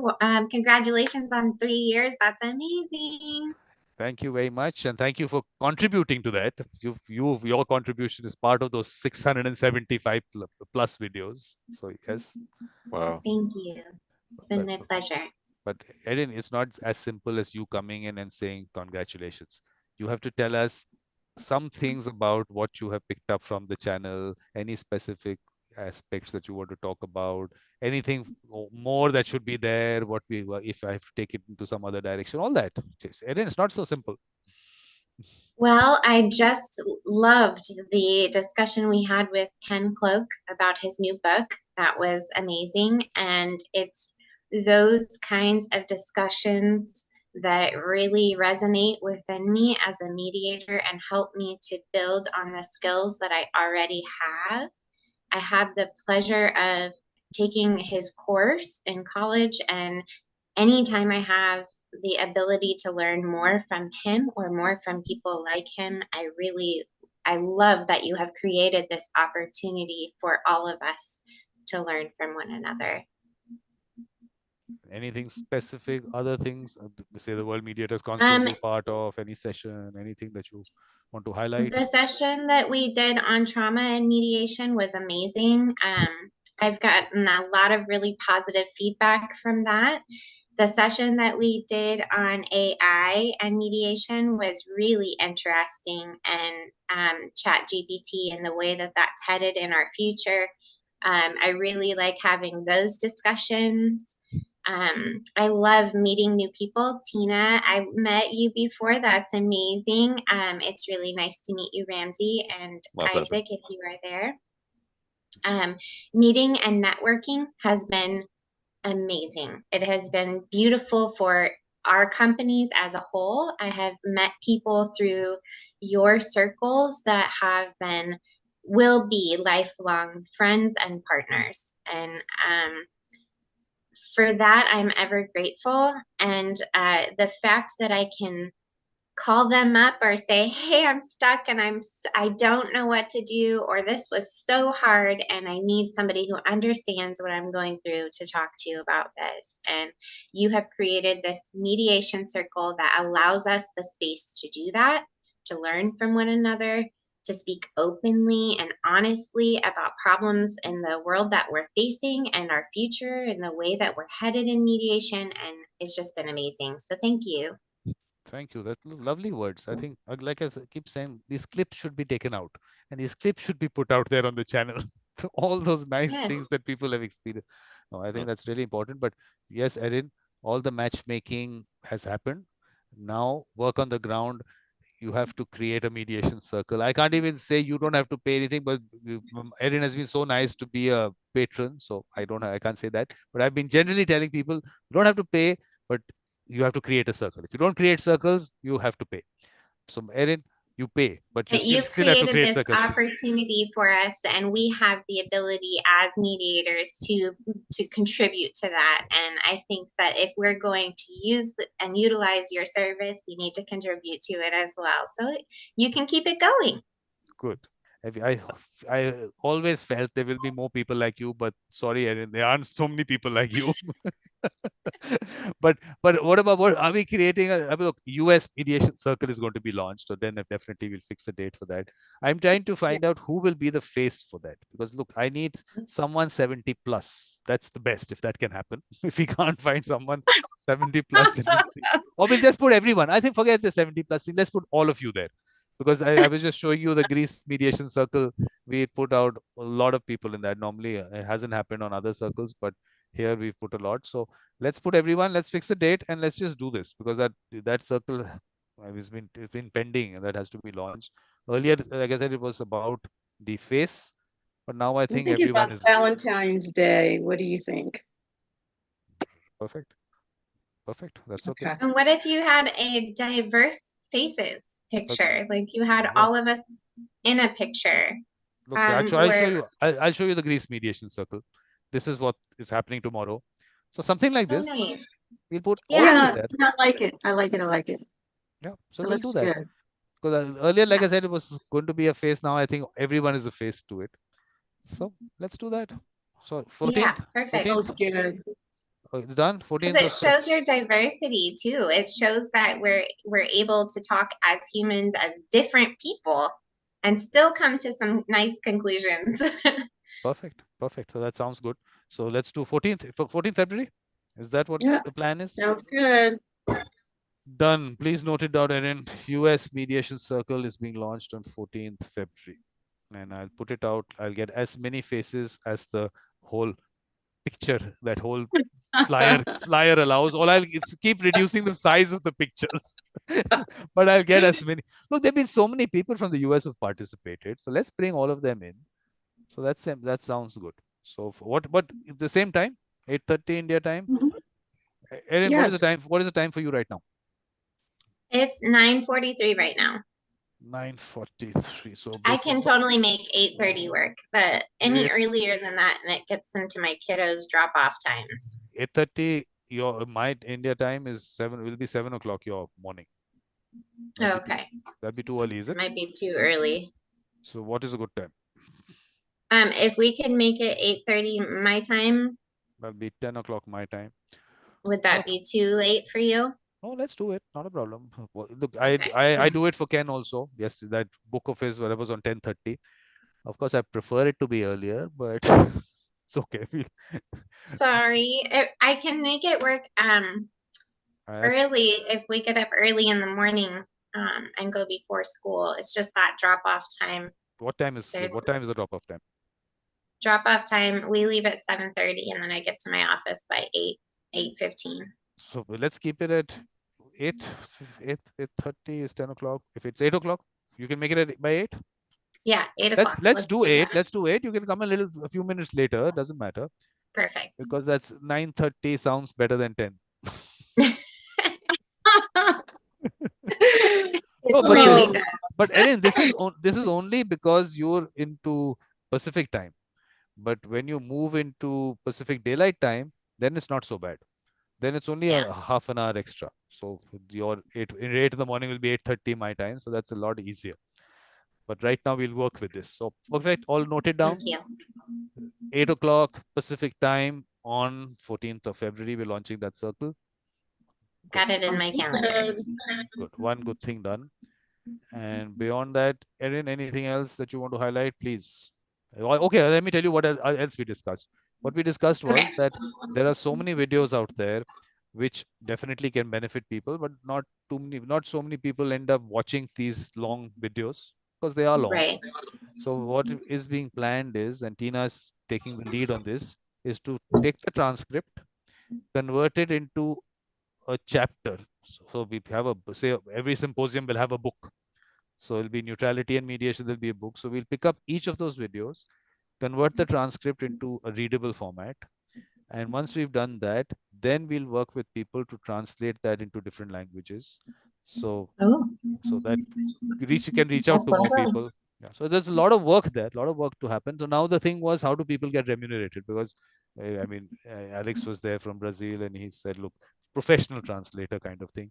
So I said, we can work out a system where we work on a royalty kind of thing, sharing. We can, if these books sell, it can be a royalty sharing that, okay, so and so did the transcript, so and so did the translation. So there is something someone can get it. I don't know what it's going to be, how many people it reaches, but we can also ask people to send a gift. I mean, what's the problem? We can always do that. But at least people should be remunerated. So we have to find that kind of a thing also to happen. So that if you want to contribute to it in some way, whenever you have time, you can pick up something and we can do that. Yeah, we need video clips maybe to put on your That website also. to entice people Yeah. and That's give them good. just like the highlights of this video. Not the real beefy stuff. They need to watch it or read it in order to get that, but something that is like a cliffhanger. Yeah. So who's going to do that? Each of you have to do that. Pick up that one video and whatever you feel are the relevant clips that should be out there to really attract people. So if you can do that part, because that's the only way it'll happen. Because for me, I am churning out content. For me to go back to a video and take out a clip, I've been wanting to do it just with Ken's videos. I mean, there's so much. I was gonna so many words, say Ken's. so many words of wisdom out there, so much of that happening. But for me to do that, it'll mean that all these launches which are happening of the mediation circles, I'll have to stop all that and just concentrate for the next 1 year only on editing videos. So don't make me let me keep churning out content, and you people should work on how to take out these clips. And let's start from the first video of Ken's itself. He had some words of wisdom. I mean, all of them are, but very nice statements that he makes out there. So we can pick that up. Let's do that. So now we're just creating a team for that. Like I said, Tina is taking the lead. She's going to be able to spend more time than anyone else. So I think that will happen, Tina. You'll be able to spend some time on this. Yes. So I think it'll be interesting to tie into AI and go from there. Absolutely. Interesting. Can you use AI to take clips out of the video? There are platforms. There are platforms, and you can look. There's so much happening on AI today that to keep track of it is the most difficult part. So on Instagram, you come up, something comes in your feed. I send it to on WhatsApp, I made a little group of myself only. I make groups with myself only, but I keep sending out those links, but I never go back to watch them because there is so many more that come up. So there are lots of websites which have come up, lots of things which are happening. So please try and find out. I'm sure technology can help us. I'm sure we don't have to do all the hard work. So please. I feel there's a way to get it done. So just be interesting because I've been curious. Might as well learn AI is here. So I'll tell you what let me tell you the starting point is just whatever one video that you were looking at, just go to YouTube and copy the transcript and paste it on a Word document, and just have a look at that itself. That sometimes with the most simple kinds of tools available on Word itself, you can actually the that we do on our conversation can be removed in one go. That can happen. So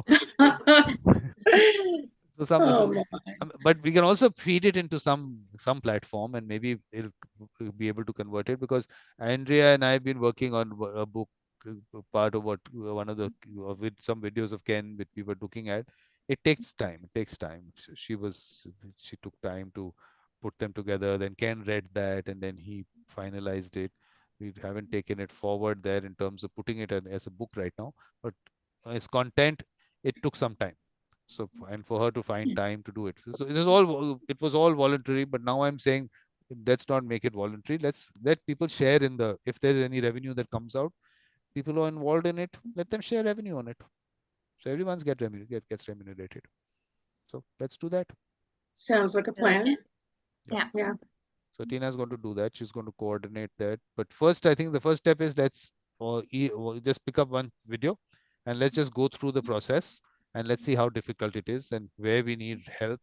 Because maybe if we read it, because what the advantage of YouTube and the transcript is that it gives you at what time what was said. So if you think this sounds good, you know what time it was, so you can go and take out that clip. It's There you go. yeah. So it's all available. It's easy to do. Someone has to do it. That's the only thing. What if we took out like key phrases too to put Oh, under the that's a good idea. videos? Yeah. What I can do is, if we shut this live stream, I can actually open a video, to YouTube video, and to show you, because I can't do it while this is going on, because YouTube will have a copyright issue there. Although it's Oh, going to be yeah. my video, it'll put up copyright claim next to it, and I'll have to. I mean, not that it's going to make too much of a difference, because I can only have that copyright claim, no one else can. But I don't want to get into that. So we can do that. We'll take up a video, we'll copy and paste the transcript, and see how difficult it sounds, and also whatever you feel are the words of wisdom, that time is available to us. So we just edit that, take out that 1 minute, because now it's all about these short videos, it seems, those YouTube shorts and the Instagram reels and all. So let's take out the short videos and put it out there. Why not? Yep. I like it. And make sure that we'll have to make sure that we put like your picture and your website before or after each clip too, so that people know where to go to get it. I think what happens is that if you take out a clip from a video, I think it gives a link to that video. I think it does. I think it does. I only took out, I think I only take out one or two clips. Only I think one from shorts. I put out a YouTube shorts. I think only one I did. I think it has a link. If you go to, let me check on the YouTube channel, because I have only one in terms of shorts. So did you stop the live stream? I did not. I did not. 1 sec. I'll do that. Okay, so if you go to, just go to the YouTube channel right now on your phone or whatever. And when you open the channel, it's still recording it, Vikram. Yeah. So this is going on. So you're recording, because there might be someone who might come in. I mean, it's because I just sent out these that on the WhatsApp. There's a broadcast list I have. I sent it out there. If someone does come in, I'm open to people coming in, and I sent out the messages to some people also. You have latest shorts from Mediator Vikram. I'm Yes, looking at them. yeah. So exactly, just go to one of those shorts, and if you open the shorts, now if you see on the right side, you see that little, you see my picture there on the right side of that clip, Ken the singer. Oh yeah. Okay. So if you click that, it tells you where it's taken from, and then you can open that video. Okay. I like that. So then are we going to send you the video so you can upload it? Look, just check if you can do that, if you can take out a clip. Okay. Or if only I can do it, then you'll have to tell me the time, from what time to what time that clip you want me to take out. So because these YouTube shorts have to be 60 seconds max, it seems. And the longer ones, I can take that out and I can upload it separately. So that can also happen. Sometimes the words of wisdom are longer than 1 minute. So, okay. So this seems to be a good thing to do over time, because I feel that over this year, we should not put out more content of this kind. Now it should only be the launches of circles and gatherings of circles. So the Israel-Palestine, we've already had 4 gatherings, so those videos are available. So let's have that as content going out on the channel, and these various topics. On the World Mediators Conference, definitely that format of coming in and choosing your topic, we'll keep that going. Let that continue. I think that was interesting. Different thoughts come in. So it was really interesting because everybody had different points of view from what they're doing, and it was really awesome to learn from all of them. but the only thing is that this time I might not have it from, it always normally is from 18th May to 30th June. This time I might not have it that long. We'll have it shorter. Maybe we can have shorter sessions. We normally have 1 hour sessions. Do you think we can make them 30-minute sessions? Or is it too short? I think that would be too short. Our 1 hour is almost too short for us because we talk so much, but That's very true. The 30 minutes might feel a little rushed. Okay, so 1 hour, but then maybe we'll have more sessions. That's what we'll have to do. So it'll be 6 days a week. But only thing is that I think what we need to do also, Erin, is that what time in the evening for you is a good time? Evening after, anytime after 3:30 really is fine. Okay, After so the kiddos go down to school. no, basically, if we have later in the evening, because right now your 8 in the evening is 9:30 my time in the morning. Okay. So that is also a good time to have sessions for me. Okay. On certain 8 in the days, evening is fine. yeah, for my non-golf days, not on other days. So Wednesdays and Saturdays during that conference, we can have them in the evening Pacific time also. Perfect. So I don't know, for Tina, what time are you at right now? I am Eastern Standard. Yeah, what time is it right now? Right now is We move on. 12:56. Yeah. 12:56. So 1.5 hours extra. But in June, no, okay. In June it'll be different. May will be different. So for you, if it's 8 o'clock your time, in Pacific time, it'll be 8:30 for me. So we can do it a little later also. I mean, say about is 9 in the evening all right for you, Erin? Is Yeah. it too late? Is it too late? 9's No, okay? it's fine. Okay, so maybe about that time, because I don't want to keep it too early also. I also want a little bit of a morning for myself. Okay, so say basically about 9 o'clock Pacific time would be about what, 10:30 your time, Tina? Yeah. Well, I'm 3 hours. I'm 3 hours. 3 hours. They're 3 hours behind. Okay, 3 hours. So So it'd basically be her about 9 12. o'clock will be, yeah, so it'll be 12 o'clock your time. That'll be too late 9 for would you. be about 12. That'll be too 12 late for a.m. you. Yeah, so we can have some sessions which is We'll your work it 10, out. your That is 10 fine. o'clock, your 10 Yeah. o'clock, your 10:30 also. So we'll do that. So more sessions, but less number of days. Yeah. Okay. Perfect. So we have some work to be done. That's going to I happen. like it. My only problem of ending the session right now is because I've got messages that someone say I'm to take 10, 20 minutes. So I have to keep it going. And you remember, Vikram, I asked if you could give me a minute to speak to you directly about some people I was proposing. You want to do it separately, or we can do it here? We can do it now when you're Let's ready. do it. Yeah, let's do it here. I mean, let it go live. Doesn't matter. I mean, not a problem. Yeah. Okay.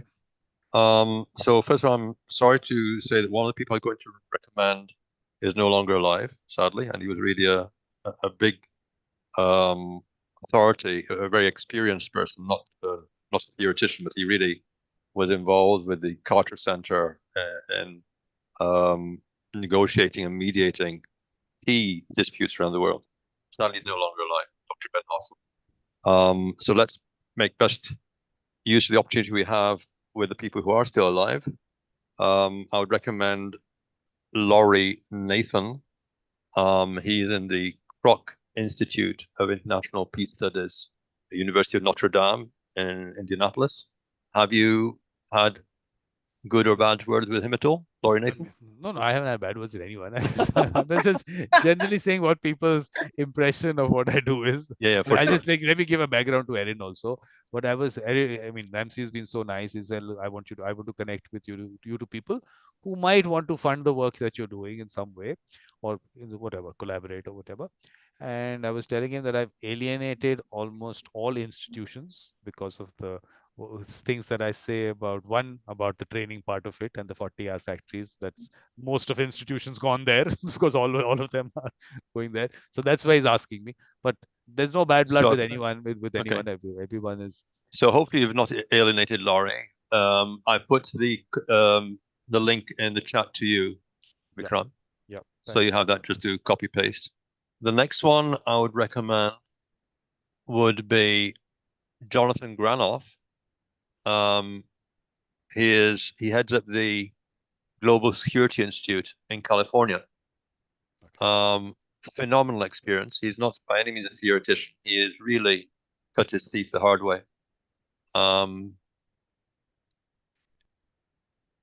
So those are two people I would recommend you at least try and get them curious.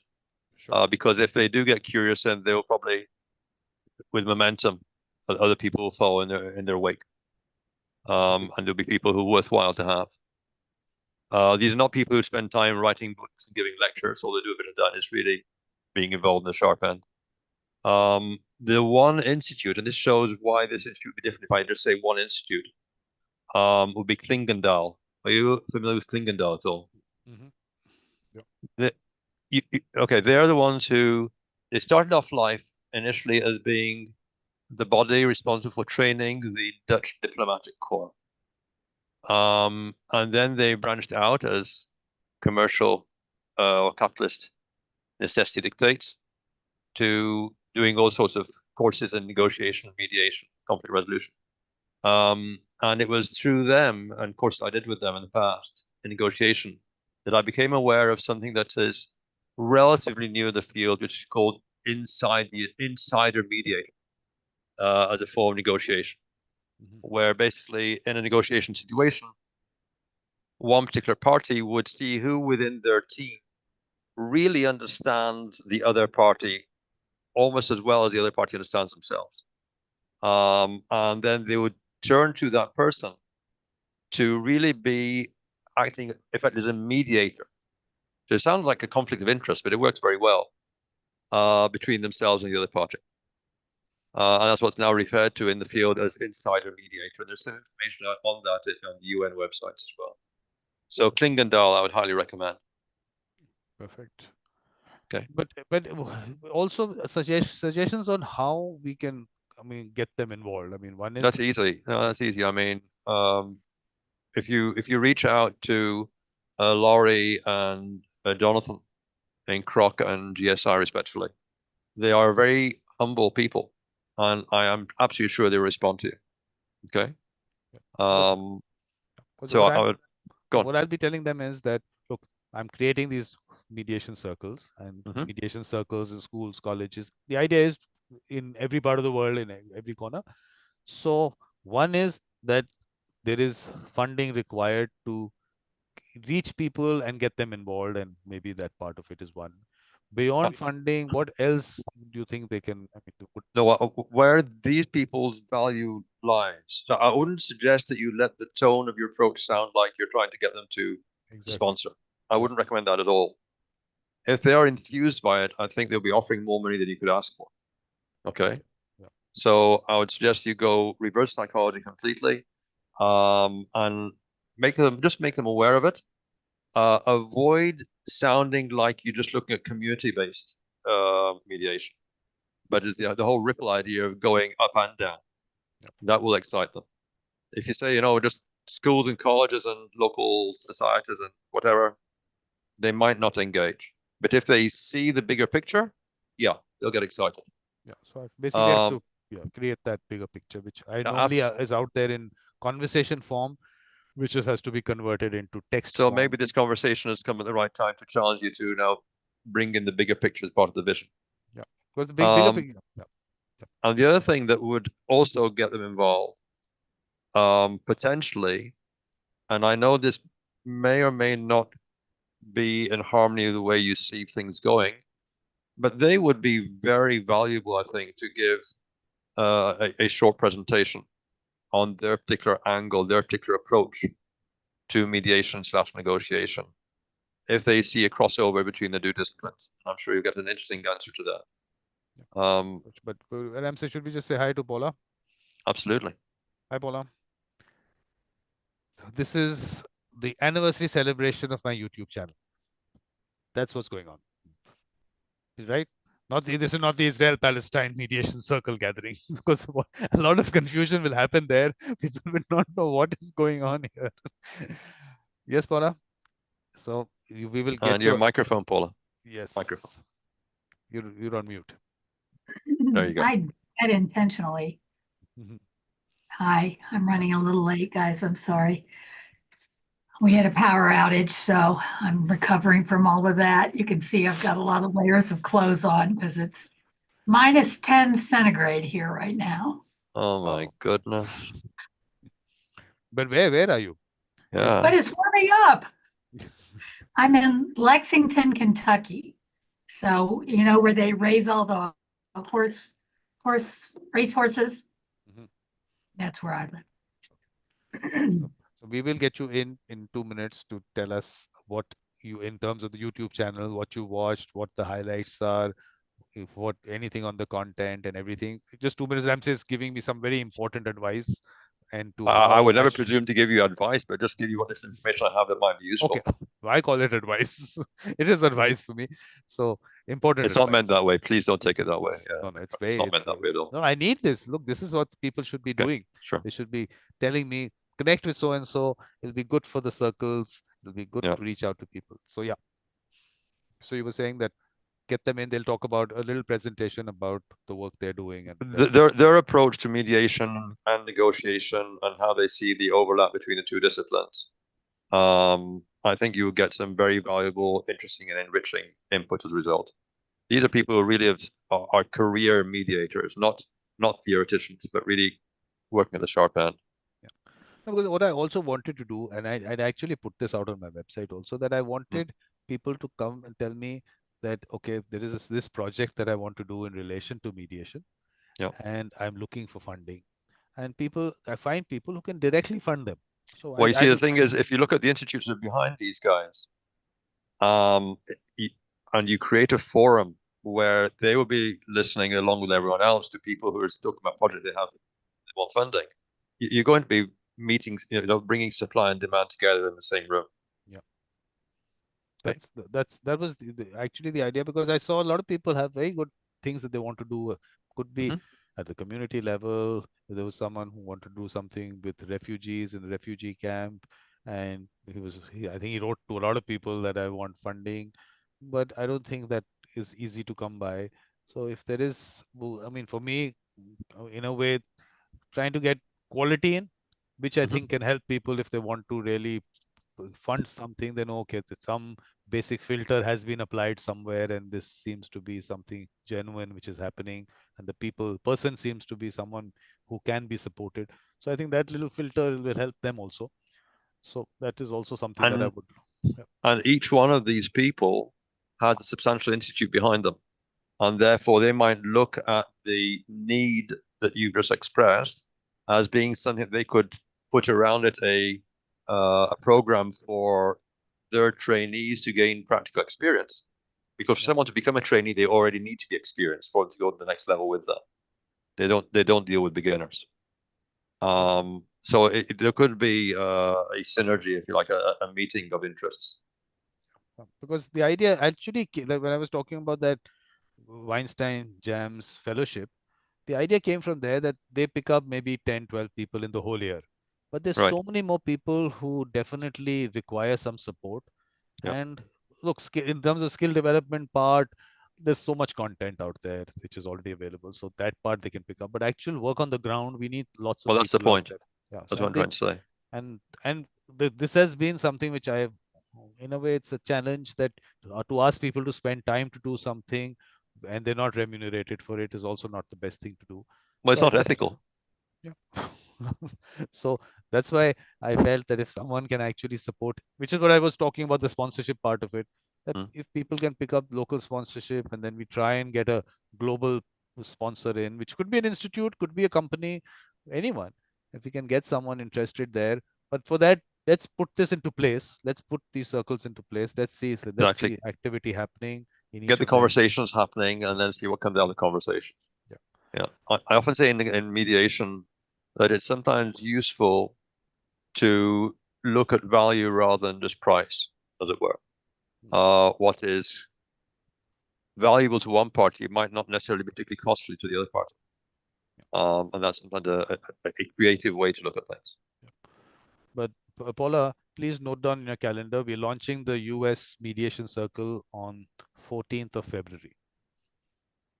And we want to put lots of pictures there because Erin says we should have lots of pictures there. The diversity of the people who are part of this circle and the circle should be brought out. So I think that could be very interesting. And on that point, actually, in fact, Vikram, sorry to cut across, apologies to both yourself and Paula, but it's necessary because of what you just said. The first two links that I put in the chat are both US-based institutions. And so if you could get one, or ideally even both, people to pop their nose in the door out of curiosity, that would not be a bad thing. Yeah, let's get them in. Let's get their thoughts, because there Well, is a certain sorry. Yeah, Paula. I'm closing on my house on the 14th. Wow. So that's a Yes. good thing. That's a good thing. We'll celebrate that also. No, it's good, but I have no idea what time and what it involves. So No problem. This is, But- but anyway, just note it down. Just put it down there that it's at 9:30 India time. It's at So 9:30. 1 hour later than today, is that right? Yeah. Because today you start at 8:30, right? 8:30. Yeah. But Yeah, okay. but Paula, what time zone are you in? This is. I'm on Eastern Standard Time right now. Okay, so Tina, what will it be? Eastern Standard Time in 9:30 India time? If it's 2 hours from 8:30 your time, it'd be 11. That's what I have. So are you at right now at 11:10? Is 11 that the time? a.m. Are you? Said it again. What time are you at right now? Right now, what is the time? Right now, I'm at 1:11 p.m. 1:11. Okay, perfect. Yeah. So, it'll be So the- you're on EST too. Mm-hmm. Yes. Yeah. Okay. Well, it all works out. The time zones are. So it'll be Good about for 11. them. Yeah, so it'll be about 11 o'clock for you. Is what you're saying? Tina, 11 a.m. 9:30 India 11 time. a.m. Okay. Because I would What do normally you open the think? time converter. Yeah, I think that'll be. That's all right. Great. So Paula, content on the channel. Have you watched some things? Have I watched?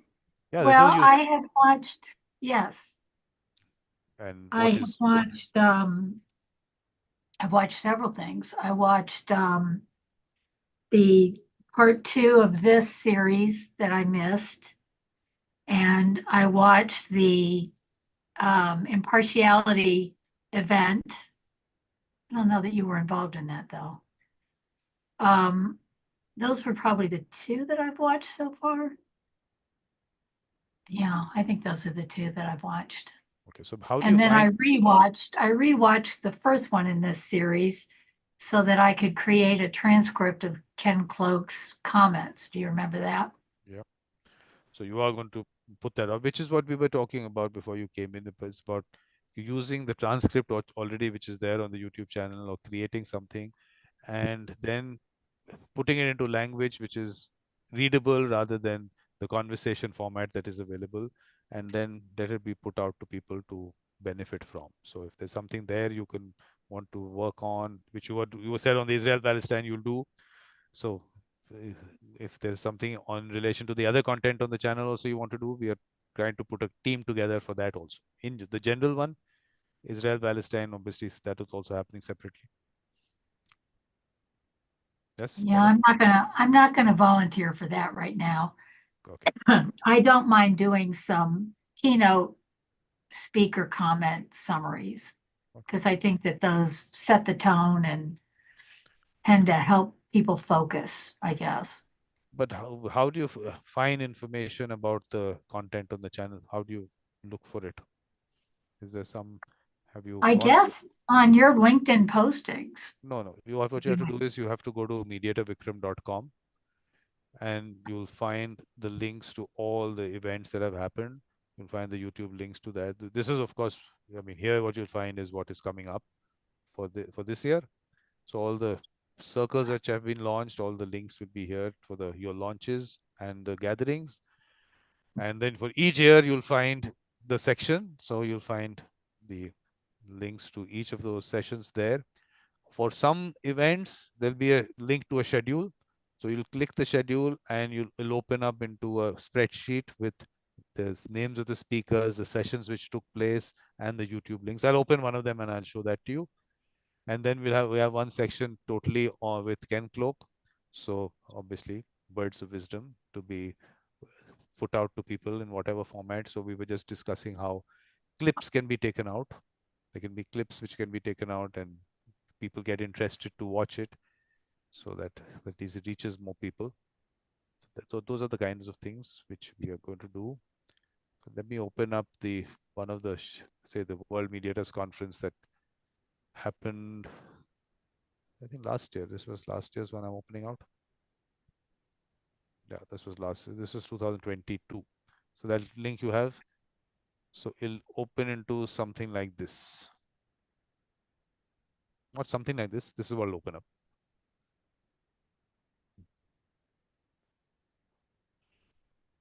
So here you'll find the session, session number, what the topic was, speaker, and then you'll have the YouTube link after that.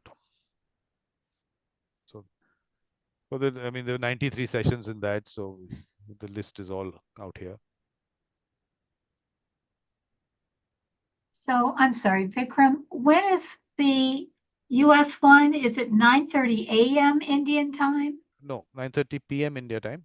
Okay, yeah, that makes a big difference. Yeah. Although 9:30 a.m. India time is also not so bad. It's about 11 o'clock your time in the evening, at night. Not the best time, yes. No, you got to remember that a lot of, well, I'm not going to make any overgeneralizations. Okay, so 9 p.m. your time is 9. Okay. Yeah. 9:30 p.m. your time is 11 a.m. EST. Yeah. So, and when you move into EDT, it'll be a little different there. It'll only be, it'll be then, I think it'll be 10 o'clock then, when you move into daylight saving time. Right now you're into standard time, so it'll be 11. Is that correct, Tina? Tina should be very familiar with this. Tina, you've been... It's always confusing. I always have to double check every single time, it depends on what you're using. Well, we can always ask AI. No, I've actually put a link to a time converter on my website. Okay. You can always go to the time converter. Yes. So this is right up here. I've mentioned here. The time here is all India Standard Time. You can click here to check the time in your time zone. So everything is available. But this is it's just fun for me also to know, because I also just use the converter. But sometimes I think it's good to know, because Pacific time I know. All the Central, Eastern, and all, I haven't really gone into that difference. But you're saying it's 3 hours, is what you're saying. So it's a 3-hour difference between Pacific and Eastern. Yes, it'll always be 3 hours. No, that's okay. Perfect. So that is. I thought it was 4. Okay, that's what we'll do is we can talk about something else. Learned that it's 3 hours for me, for my time. Well, let's just open each of them. Let's open Pacific, Eastern. Let's do that. That's okay. Back to why we're all here. So we can figure the other part out. So anything that okay, you haven't watched too much, so maybe not too much that you can tell me about the content there. But there's so much. No, I participated in one where we were talking about mediation legislation, I guess, and I did a summary of what's happening in the Gulf. Yeah. Persian Gulf or Arab Gulf, depending on preference. Yeah, no, I think what we have to do is, even in relation to mediation legislation, I think every country, whatever the situation is, we'll create a publication. Again, it'll be a PDF which will be on my drive. So we'll give out the link so that we can keep updating it. So I think we need to put it down in simple terms as to what the legislation is in each country, so that people can, it's a resource available for people to just click and check what the current situation is. We have to start doing that also. Yes. Yeah, well, I've been blogging about that, so my blog posts are probably the best link for something like that. Yeah, we can put links also. I mean, that's not a problem. If links are available, so those are the kind of things we have to do. One is what is already there, and then further in each of those topics, what further information is available, we put links there. Yes, Erin, what do you think? Anything else that needs to be done? I think it's a good plan. I think baby steps, one step at a time. And if we're talking to each other about what videos we're working on and getting clips out there, that's what's important. So I figured that, Miss Tina, I will send you a couple of videos that I'd like to work on, and then get started on that, if that's all right. Sounds good. Thank you. Are you good at video editing? Is that why she's reaching out, or is it content? I'm looking at content. Then I think we all could get together and make a decision about what makes sense as a group effort. I should also do is, what should I not read out this very nice comment that Laura has put on the LinkedIn post that I just put out? It's nice to read that. Okay. It's praise, to read it is always nice. Just one second, I'm just putting this up. I just read this and I think it's so nice. I'll share it from here. Yes, I'm sharing from my phone. It's a little easier here. Sometimes, Vikram, when I raise my hand, it's to remind myself to speak, so don't put too much pressure on yourself in there. Okay, so let's just read this. Such a nice comment. Congratulations on the 3rd anniversary of your YouTube channel. It's remarkable to see how you've created over 675 videos, skillfully blending education and entertainment in an engaging format. Your work is not just informative, but also immensely entertaining. That's truly a revolution in learning and mediation. Your passion for education and making it accessible. Yeah, where am I? Passion for education, making it accessible and enjoyable, shines through in every video you produce. You've not just created a YouTube channel, but you've fostered a community through the word mediation circle, inspiring and involving many in the journey of learning and personal growth. Wishing you an even greater success in the future. Keep inspiring us with your incredible, such lovely messages. What does Heidi say? Wow. So nice. A lovely sense of humor. Okay, that's nice. 3 years of your year.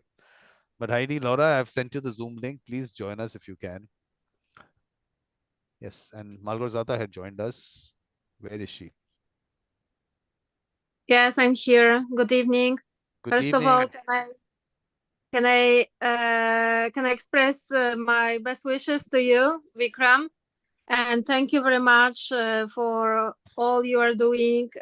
Sorry to be late, but it's great. I can be in your circle, and it's amazing, and we are connected by people, by peacemakers, and thank you for all of your activities. I follow you as I can. Very nice. Thank you very much. But what Malgorzata, what am I supposed to write in front of your name? Poland only, or Italy and Poland, or any more countries I can add there? What do you want me to add? I'm based in Poland now, and this is important. I'm 90 kilometers from the Ukrainian border. So this is our, I can say, yeah, this is our conflict that we have never supposed to be so close to the war. So I am in Rzeszów, that this is the place, the latest airport on this side of country. So it's difficult. More than 3 million people passed by our city. This is 150,000 city. So we are not big city, but the influence was huge. And now, as we see, it's calm. But on the conferences that we meet here, for example, what we hear, that they even didn't expect that will be that will finish in that way. So I feel safe for now. But yeah, you never know in this world, and this is absolutely not good answer, because we shouldn't feel like that. So I hope we can change. I really believe we can have impact also on this high level matters, but we have to begin with our the closest neighborhoods, our relationships, and first of all with ourselves. If we have a peace with ourselves, we can talk about peace with others, and we can impact more and more people. So I propose to authority in my city that having so much important position now in the Ukrainian, I prefer saying Russian aggression, because it's not a conflict. It's an aggression from Russia. So we have huge impact now as Rzeszów city. I would like to have such circle mediation in my city, in order that will be a place that people can come and say, oh, we have a conflict, we don't know how to do it, we don't know how to manage it. Okay, I am also mediator, so we are open to do it, but I think we need to create places that will be impactful for people. So not they are looking for us, but maybe we could looking for them. So and have more impact. Yeah, so now you have a responsibility. You have to create a Poland mediation circle. You have to create a Russia-Ukraine mediation circle, and one circle in your city. So all that has to be done as part of the World Mediation Circle. Margozada, we have to find time when we can discuss this. Okay. Okay, with pleasure. Yeah, you will tell me how to do it. Yeah. So now it's all about that. Now it's all about launching circles, planting those seeds out there, getting those people together who have that mindset to start with, because we can't reform the entire world at one go, definitely. So let's do it community by community, create that small community of like-minded people who have that kind of a mindset, and grow that as we go along. So that's the idea. Okay. Right? Thank you very much. Good. Thank you very much. And we'll definitely have that conversation. But in relation to the content on the channel, Margozada, have you had time? Because what she did was, Margozada was the translator for us in the Medianos launch, that launch of the International Medianos. That's the game that Massimiliano has created, and she was so nice to do the translation there. So I think with that also we need you for, Margozada, we need you to do the translation in relation to Italian, Polish, all that. A lot of work, Margozada. A lot of work with pleasure. I'm lawyer, I'm mediator, I'm academic teacher, but also sworn translator of Italian and Polish languages. So nice. That's how they did. And also what we were talking about was that there is so much content on the channel, all those videos are there, but can we convert that into a readable format? So a book or something like that, which can reach out to people. So first we take the English part, we convert it into a format which we think is all right and brings out the thing, because the conversation and the writing is maybe a little difficult, different there. Once we do that, we have that, then we can then translate it into different languages, so that this all these With pleasure, I will use it with my students, and I am happy and honored also, because in my university I introduced alternative dispute resolution material, but as a not mandatory lecture, but students choose that. So this is great, because as me as lawyer, I don't know you, but I didn't have this kind of education at all. We had to be only, for the proceedings, the proceedings, not anymore about alternative dispute resolution. So this is important. Education is very important, and beginning from students, then junior lawyers. So, and also in your college, I mean, if a mediation circle in your college also, because there is one that I created in a college in India. So with those children, their experience, we'll take that and we'll get the children of your college in touch with them, and then they can learn from each other and create that circle within the college, and from there, then they take it into their families and communities. So that's how this whole thing can grow, and we can then have lots of these circles out there. But Margazata, have you met everyone here? Please, I mean, you haven't come onto the show, so Tina is a regular here. Erin is also a regular here. Paula has just come in, and Ramsey is just about. They've come in for the Israel-Palestine Mediation Circle, and Paula had come in earlier for the Mediation Legislation Symposium. So you can actually watch this earlier, and you'll get an introduction maybe of all of them. I don't know whether an introduction, everyone's introduced themselves, maybe not. But Malgozata is also networking with mediators, and I think she's creating. You created something also. You were doing something there also, Malgozata. You were. Yes, because I take part of Worldwide Independent Lawyers League. So there I am the dispute resolution group lawyers, this group of lawyers, and I try to convince them about mediation and alternative dispute resolution. So this is like my role, and I have my small group of my colleagues, fellows, lawyers, mediators, and yes, I hope we can expand. I even had my lecture in Mumbai about expansion of mediation in international commercial disputes. So I try to convince my colleague lawyers to use alternative dispute resolution as a not alternative. I like not to use alternative, because I would like to have these tools as a normal path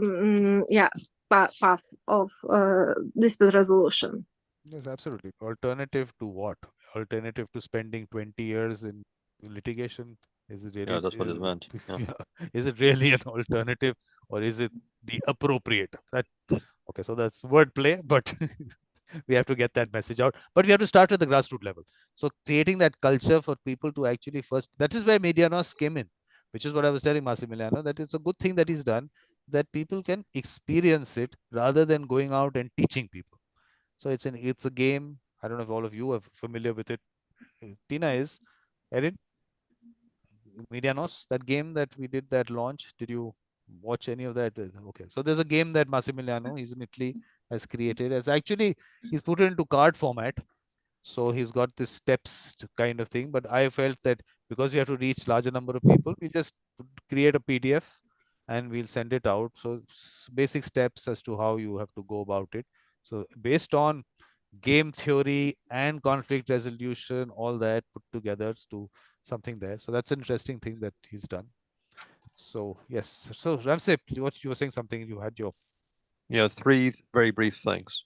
In no particular order. Very glad to hear Malgojata's linguistic and legal background. And the example that Magdalena gave, do you mind if I call you by your first name? Is that okay? Absolutely, yes, yes. Okay. Can we shorten it? Malgorzata, can we shorten it? Can we say I something believe like... the normal contraction is Malgosha, right? Yeah, wow. Yes, great. He's This also a language good. person. Yeah. What? Malgosha? Malgosha? Is that okay? Małgosia, yes, it depends on if you are angry with me, you can say even Gośka. So it depends. In Polish, we have a very vast possibility of expression, about Indeed. your name. So So which Małgorzata would you is a prefer? formal one. And Indeed. Gosia is a nice one, for example. Then it's Gosha. Gosha, yes. Yeah. So I was very heartened and encouraged to hear of Małgosia's both legal and linguistic background. And during her intervention, to use a formal word, she illustrated the impact of the choice of words, whether you refer to it as a conflict or an act of aggression, for example, or something else. And this is indeed the linguistic challenge which arises in just about every single situation which requires mediation. I hope we can use the word situation without getting anyone upset. So maybe in the case, and I'm not trying to impose this, I'm just as an example, if you're going to have any kind of active or initiative for mediation, it needs to be designed, including from the use of words from the beginning, in a way that's not going to alienate one side or the other. Because mediation requires, obviously, engagement of both parties. And so maybe in the case of Ukraine, Russia, I would look at something like acts of hostilities without saying who started first, or some other form. Ramsey, that's the conversation for the Russia-Ukraine meeting. No. This is allow me, Vikram, for a moment. Okay. I am making a general statement which is applicable to all situations which require mediation. The precise choice of words might be different in one arena or another, but the predicament, the challenge, remains pretty much the same in all situations which require mediation. It is just illustrating the point of the care that needs to be used in the choice of words. That's all. So it's a general principle. And on that point, I wanted to then draw upon a general principle which was highlighted in the discussion with Tina earlier on, where the idea of how the pursuit of justice should be included as part of peace talks. That is not only exclusive to Israel-Palestine. If there is some kind of conflict, sorry, Malgosha, something, Gosha, something personal, active hostilities, whatever you want to call it, then one or both sides will feel that the other side has committed some kind of violation. Usually. Again, Ramsey, again, this is Israel, this is Russia, Ukraine, Israel, Palestine. Exactly. We'll take it there. Basically, what you're saying is that language makes a difference. That's what you're saying. No, I'm Words not. Make a difference. I finished with that point. My second point is a new point, which is the fact that the importance of defining justice and how it's pursued and what process is used for it is part of peace talks, but needs to be kept separate from the resolution of the conflict itself, because there are different kinds of processes. The third thing I want to say is directly straight to Paula, if I may beg the indulgence of everyone else for a second. Paula, I believe you mentioned, I'm sorry, I maybe not paying enough attention to catch all the details, your interest in the situation in the Arabian/Persian Gulf. I recall you mentioning that in passing earlier on. Well, I lived in Qatar for 6 years. I realize that, yeah. And so I was tracking the sanctions, economic sanctions imposed on Qatar by KSA, Bahrain, Egypt, and UAE, plus a few others. So okay. I don't mean to put you on the spot. The only reason I'm going to ask the question I'm going to ask right now is so as not to waste your time with something that might be irrelevant. Are you monitoring the situation at the moment in terms of, for example, the involvement or non-involvement of GCC countries in the operation called Prosperity Guardian in the Red Sea, for example? Or is that no longer of interest For to you? example, well, no. I still have an interest. I don't maybe have, well, okay. So yes, I've been following the Red Sea situation. I have also been, watching Iran and the moves it's making. And I've been watching Egypt too, because that's another important actor right now.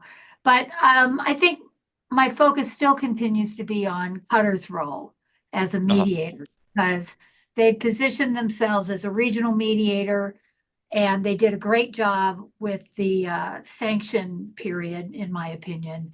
And they have already tried to intervene. They were successful in getting the first ceasefire. And my former dean was on that mediation team and was a spokesman for the team. And then now I read, like yesterday, they've got something else that's come up, but it seems to be a much more limited ceasefire option, where they're going to get some medical supplies in for more hostages.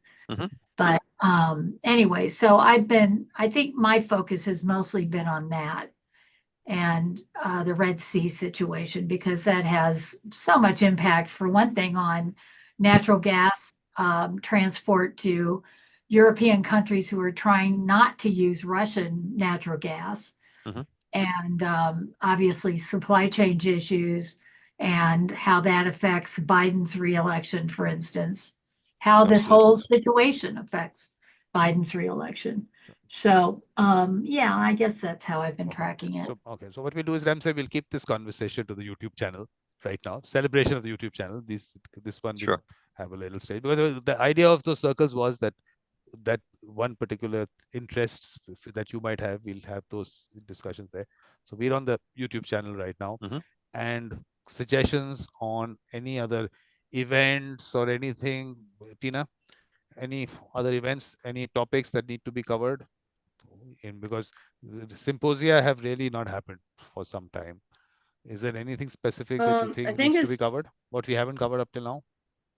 I just would like to have diverse voices in terms of understanding conflict, perceptions of conflict, and any topics that different you want to... hot zones. Yeah, I mean, it really helps to have things put into context where people have been physically there and know what's really going on, because the media,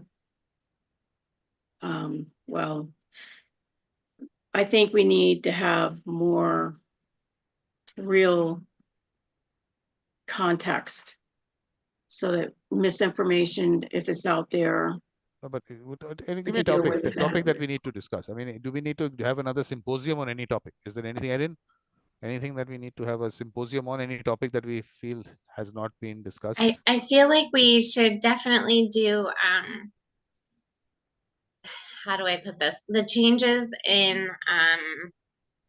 our newest generation and how to support, because here's what I'm seeing right now. I'm seeing a very large gap in between our elderly population and our young population, and that gap is really, really extreme due to the internet and media. And I'd like to, because I help my families kind of fill those gaps, and I'd like to have a discussion more on how to support people through this severe generational gap in our country, in the United States.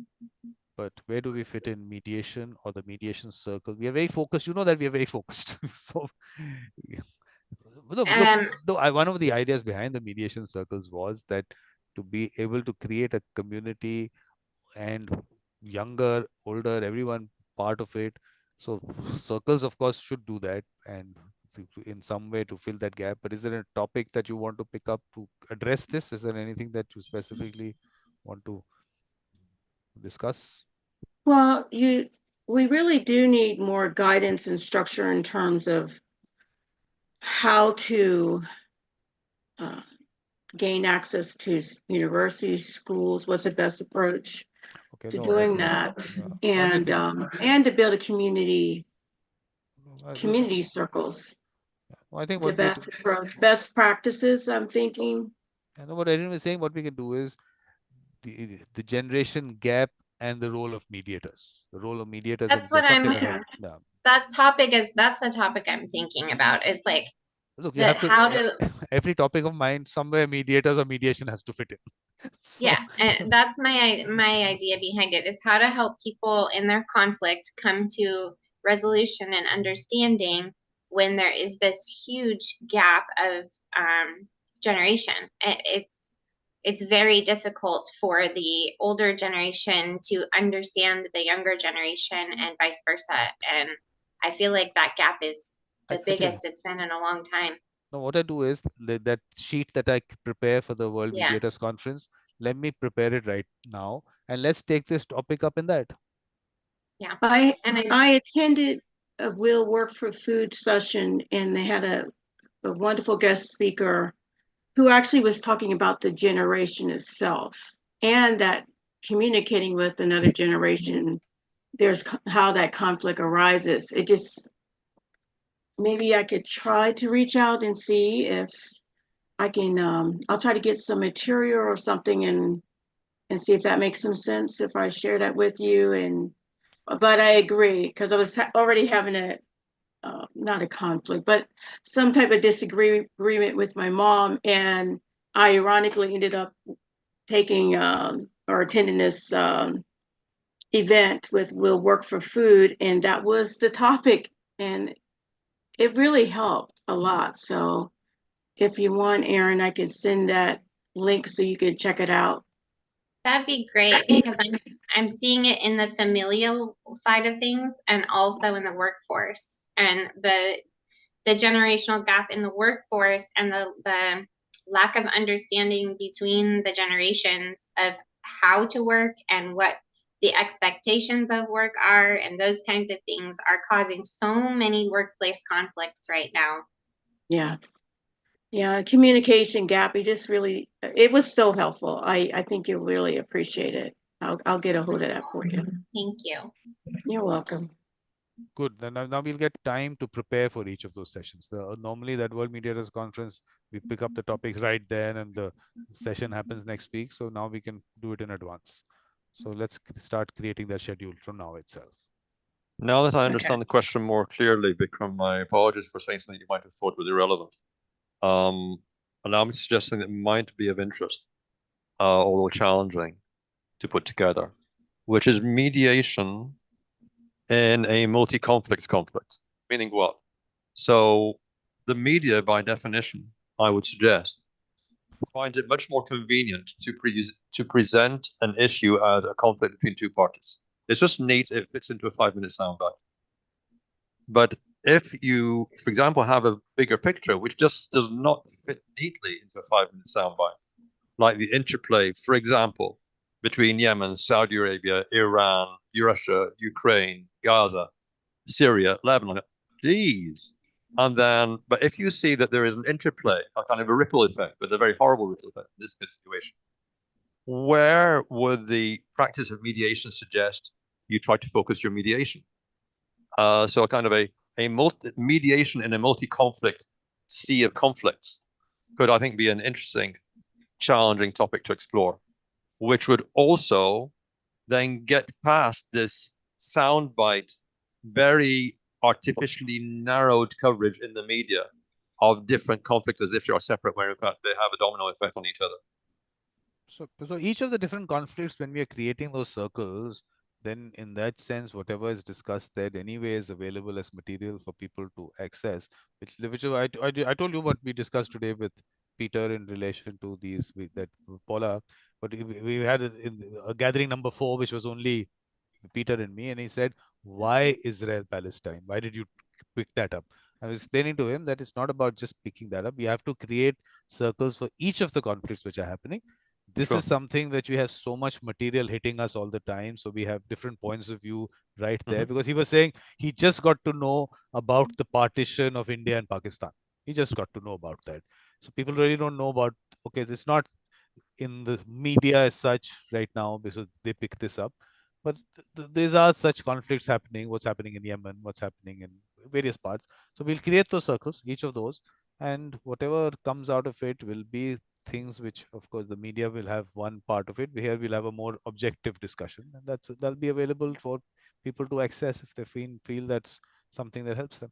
I don't know, is that something that we should do now? Because what I told him also was that this is like a model circle we are creating, and we'll see what steps we are taking there and how we are going about it, and then we can replicate that into other circles in relation to territorial disputes and then other conflicts also. And what I'm trying to suggest is that we compensate for the artificial narrowing by the media of the situations being separate conflicts, and to look at the much more complex situation which is actually existing, and pose a question from the point of mediation of how do you focus your mediation initiative when you have this ripple effect of conflict and other conflict. Actually, they're all part of one major conflict, because then that makes the situation much more complex. But that is the reality of what we're dealing with. But that's not the way it's being presented in the media, because it's just so inconveniently complex.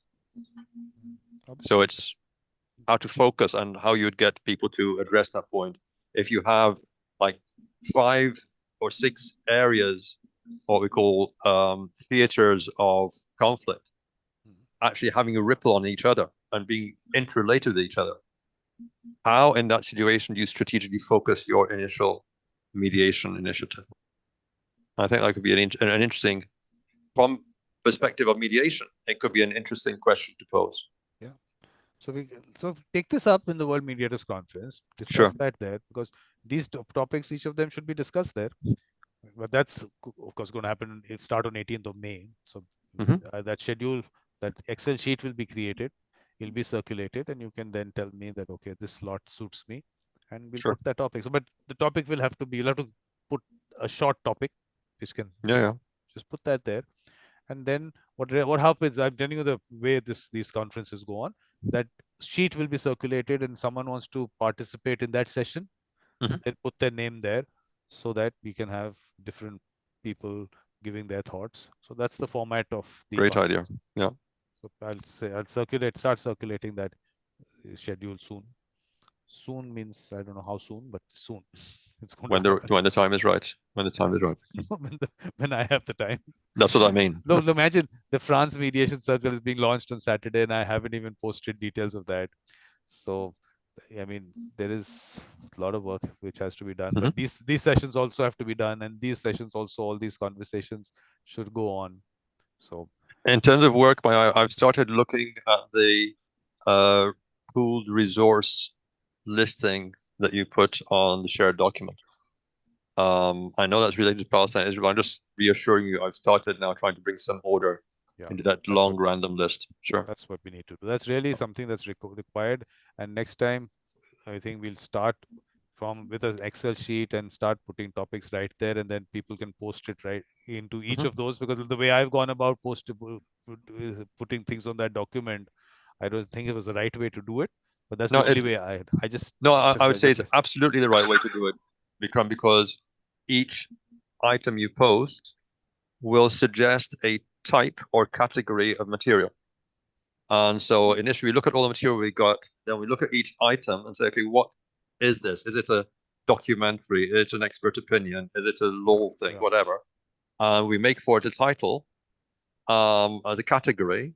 And then as soon as we find something else in the same category, it goes with it. So it's an organic way of developing. I think you've done great. Really. And what we need to do is put it into a separate Excel sheet, so that we will circulate. We'll say this one we won't circulate because there's so many different things going on. But let me give you a background to Erin and Malgorsha and Tina. We're talking about the Israel-Palestine Mediation Circle.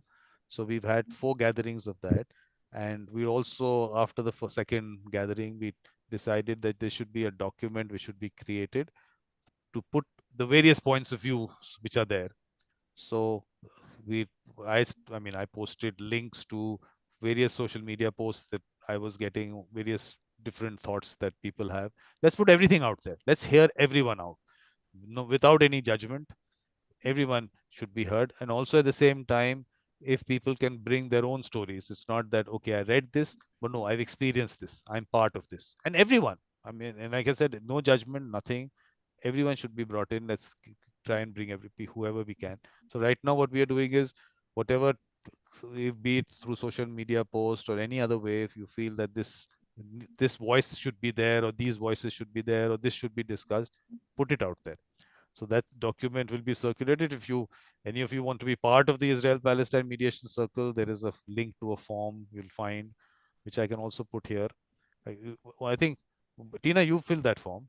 You've been in the conversations. So I don't know whether you filled the form or not, or you just come for the conversations. I don't know. You filled the form?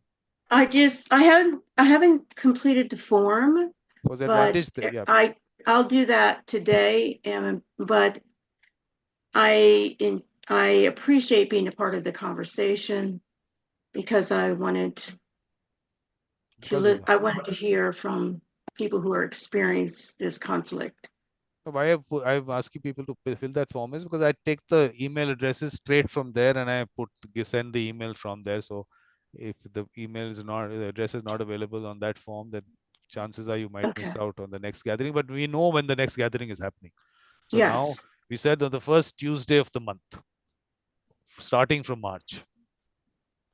So we know that in March we are going to do this on what day is it, Ramsey? On the I think it's the 5th. Yeah, 5. You're right. Okay, so what also happened was, because Peter's in Australia, so he also obviously wants to be part of the discussion. So what we're doing is we're having one at 4 o'clock India time, so that it's more convenient. And also the one that we had decided at 8:30 India time, we're also doing that, but we're also doing one at 4 o'clock. It might not suit people in the US, but okay, they can come in for the later one. But at least Australia should not be missed in terms of the voices from there also. So please note that down. So it is 4 o'clock in, of course, Paula, it might be too early for you. What will be what? I think it'll be 3:30. I mean 7:30 your time. Will it be 4 o'clock India time? Evening will be 7:30 morning. Is that enough? Or should we open the? I'll need to check since it's IST. I'll just try to do that. So local time. I'll just open the time converter. So EST.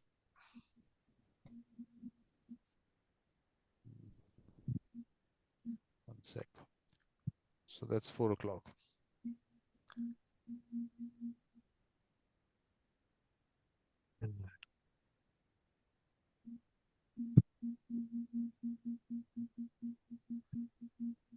It'll be 5:30 a.m. Well, I attended the Ukrainian Academy training, so those hours were pretty early, and I enjoyed being a part of that. So I'll do it. But that'll be 5:30 a.m. You can come for the 8:30 p.m. India time gathering. So yeah, your wish, totally your wish. If I'm not able to do that, I'll definitely do it. Yeah. Okay. Perfect. Thank you. Now, I was delaying ending this is because I think I just wanted anyone else wanted to come in. So I think largely Fatima had come in. I don't know why she left. So I've asked her to come back if she can. But anyway, thank you very much for all of you coming in. It was nice, and good part is at least some people are watching some of the videos. I'm happy reaching somewhere. Of course, people have to circulate this more. Please send out the link to the channel. Tell them there's so much content out there, and subscribe to get notifications. Click the bell icon. Let's put as much content as we can. Then now these mediation circles, Malgosha, now what's going to happen is that each mediation circle, we're going to go out, and what we're doing is identifying people who have the mediator mindset in schools, colleges, communities, and we're going to be asking them about their experiences in relation to someone helping them in resolving a dispute or a conflict or a fight, whatever word you want to use, and record those little clips. So circulate that part, that okay, this person had that issue and it got resolved by someone in the school itself who helped them. With pleasure. Where I see the difficulties, it's about power of mediators maybe not only in Poland but also in Europe, it's not so effective. So there is a lot of work also to do about education of mediators in order that mediation will be more effective. So people could would like to try to mediate. Instead, I always hear, oh no, Gosia, no, we just spoken about the no court, because unfortunately, I don't know in your countries. For example, states, I know you have a culture and trainings, and there is really, I think I see, and I think there is a culture of negotiation and mediation. And for example, as for education in Poland, I see what happens with my colleague's lawyer. Oh, I am a lawyer, so I can be a mediator. So it's like that, and it's absolutely not, because you are a lawyer and you can help people in mediation after that they decide to settle. And if they don't have tools and they don't know how to settle, how to agree, there is no work for a lawyer. There is no job for an agreement. So this is a problem I see, that people don't want to mediate because they don't believe. Yeah. So what you have said, Margoja, is actually a kind of, over these years, these are things which I've discussed, and let me take one by one. You said people don't take to mediation, or they don't even look at mediation as an option. So that is why this whole structure of the mediation circles was that we are going down into a school, into a college, into a community, into an organization, and we are not coming there to say mediate. We're not coming to teach anything. What we are saying is there someone in your school who helps other people resolve a fight? We're asking them, nothing else. They are giving us the names of those people. We are having a conversation with those people as to what they do. We don't even have to use the word mediation. What do you do? Okay, I help this one, I do this. What, how do you do it? They talk about it. Someone else who has benefited from it talks about how this person helped them. It's just a conversation which we're having amongst them. So it is not about pushing mediation. Now, what we are trying to put out from there is that this is happening. People are helping other people resolve disputes. It's not a new thing to you. Getting in the word mediation into it after connecting it with the right person and with the process that person makes it easier for people to understand it. Otherwise, it seems to be some technical thing, like you said, something happening somewhere in the court system or something. There is some rocket science that people have tried to make it.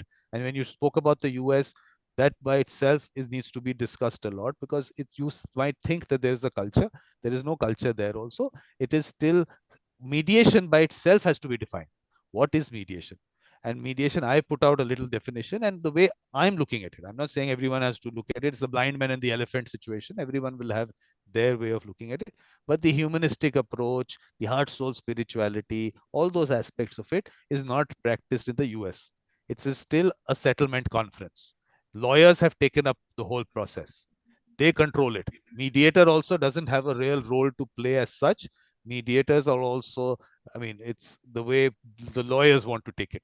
So it's a lawyer control thing. We don't want it to happen that way anywhere in the world. So I don't want to look at the US as an example at all.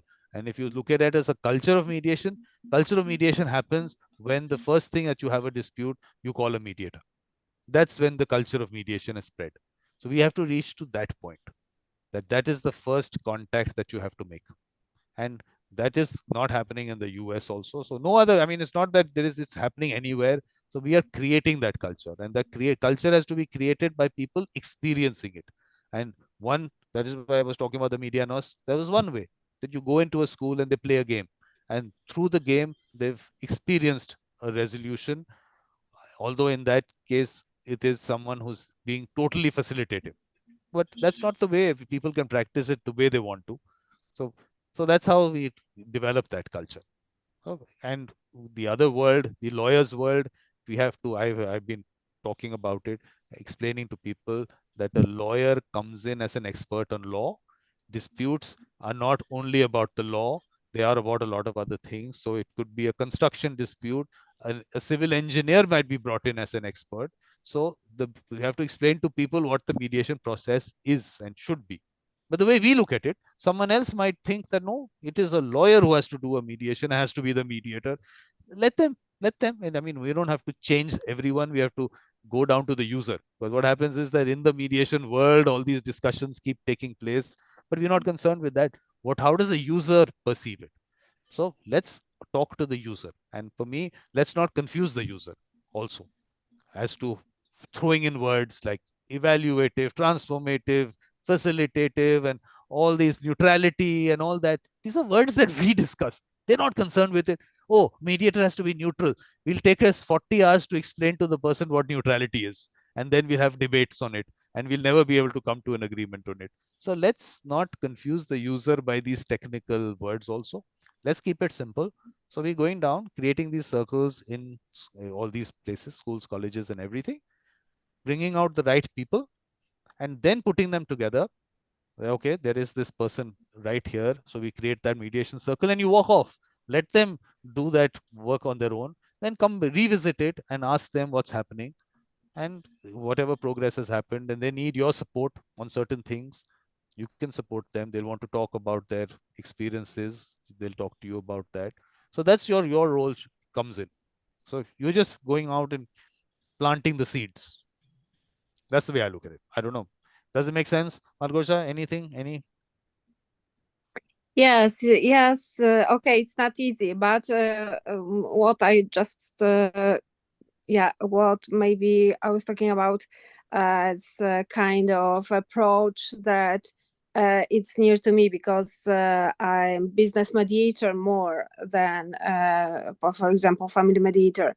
And, with business people, you have to have a strict argument. What is the advantage of doing in this? And yeah, I don't know if I'm explaining well, but it's not the same approach to every situation. So I think I understand your philosophy, but I observe that we have to always think who are we talking to. I'll talk about that. I'll talk about the commercial dispute. We just say bye to Erin first because she wants to leave. We'll just say bye to her. Thank you, Erin, for coming in. Thank you so much for having me. Please drop in for other events. All the list is on mediatorvikram.com. So please join in. So I will. Thank you so much for having me. Bye. Thank you. Malgorzha, I'll tell you about this. You said about the business people, about commercial disputes, because that's what I do also. Don't think that, it's not that you want to start getting into, selling the concept to them as to whether it is good or not. Ask them to experience it. Tell them, whatever you have a dispute, you will come in. Issue might be fees. Tell them that, okay, to start with, you're introducing a concept to them. You can pay me what you want at whatever stage you want. At the end of this, if there is, if or not there is settlement, also anything. Get them to experience it. Problem is that lawyers, first of all, there is a resistance from lawyers to let people get into mediation. That by itself. So why first of all, don't deal with them through lawyers. We have to reach people directly and to be able to get them into the process. So, and it's not difficult if you put it that way. But if you talk about what the benefits and this and that conversation, they'll bring in their lawyers to talk about it, and the lawyers will come and say something that, okay, this is not something that you need to do. Whatever they're actually putting they're actually not letting the process. Blocking. Yeah, they're actually doing that everywhere. Yeah. So a direct conversation for people to come. Okay, you have this dispute. The most complex commercial disputes can be resolved through mediation. But are people trying it? Is that the way mediation is actually being sold as a concept? I don't see that happening. Okay, this might be okay for this kind of matter, but not those kind of matter. We have to get that out of people's head. And the only way is for people to experience it. So the culture of mediation of the school college is only for people to understand, yes, it is possible to resolve something with someone else coming in to help you. That's just for that. But that culture is also as part of the largest of organizations, the same thing. So we have to have people experiencing it. So we have to create, that is why these mediation circles. So if you're creating a mediation circle in an organization, you can't handle all the organizations in Poland for sure. But if you can go into an organization and say, can we identify those people with the mediator mindset in your organization and create a mediation circle, and you can be the person leading that circle for that organization. So you'll be the mediator for the organization in a way, available as an outsourced person, but you're creating capacity within the organization. That's when the larger number of conflicts can be resolved, because they're not, the right people are not available as mediators also. And that is why this artificial intelligence discussion I keep having, can we use that in certain things, and a lot of things maybe. So Tina is working on that also. She's using it and trying to see whether it works, what all comes out of it. Another, so that artificial intelligence mediation circle was that people experience it in whatever way they can, and create those circles where the right people are brought in at that local level itself. So therefore, Vikram, you're not saying create a circle to solve a particular or to mediate a particular conflict, but to actually create like a community of practice in each organization. Absolutely. So it's a community of people. When I put those three categories, mediators, peacemakers, participants, so you have the mindset that yes, things should be resolved amicably. So you create that, and the outsourced concept of a mediator was someone who assists them in putting that together, and also certain things which they might want to give you as part of, say, maybe a workplace conflict or with the suppliers or anything else, can come to you if they look. My concept was that if there is, say, like, look at a supplier conflict, dispute. So if the right person in the organization sits in a meeting with that supplier, maybe it just gets resolved there. So think of that person who might be in the organization but is not brought into a meeting to resolve these disputes. So that should be their first attempt. Why bring in someone from outside? Same thing applies to a community also, be it, I mean, there are people with that mindset in communities. So we have to identify them, and people should know about them. So if there's a workplace conflict also, if there is someone within the organization who has that mindset and people know about it, they can approach them within the organization itself. And the outsourced person is obviously always available if they don't trust someone in the organization. You have someone outside, which is a face for mediation for the organization. So that's, I mean, that's the way I'm looking at it. But yes, Vikram, this is a great concept, but I also I have also lectures. We just say bye to Paula. Paula is also wanting Bye, to. bye. Now she's warm enough. Her room is warm enough now. Not yet. I wanted only to. Yeah.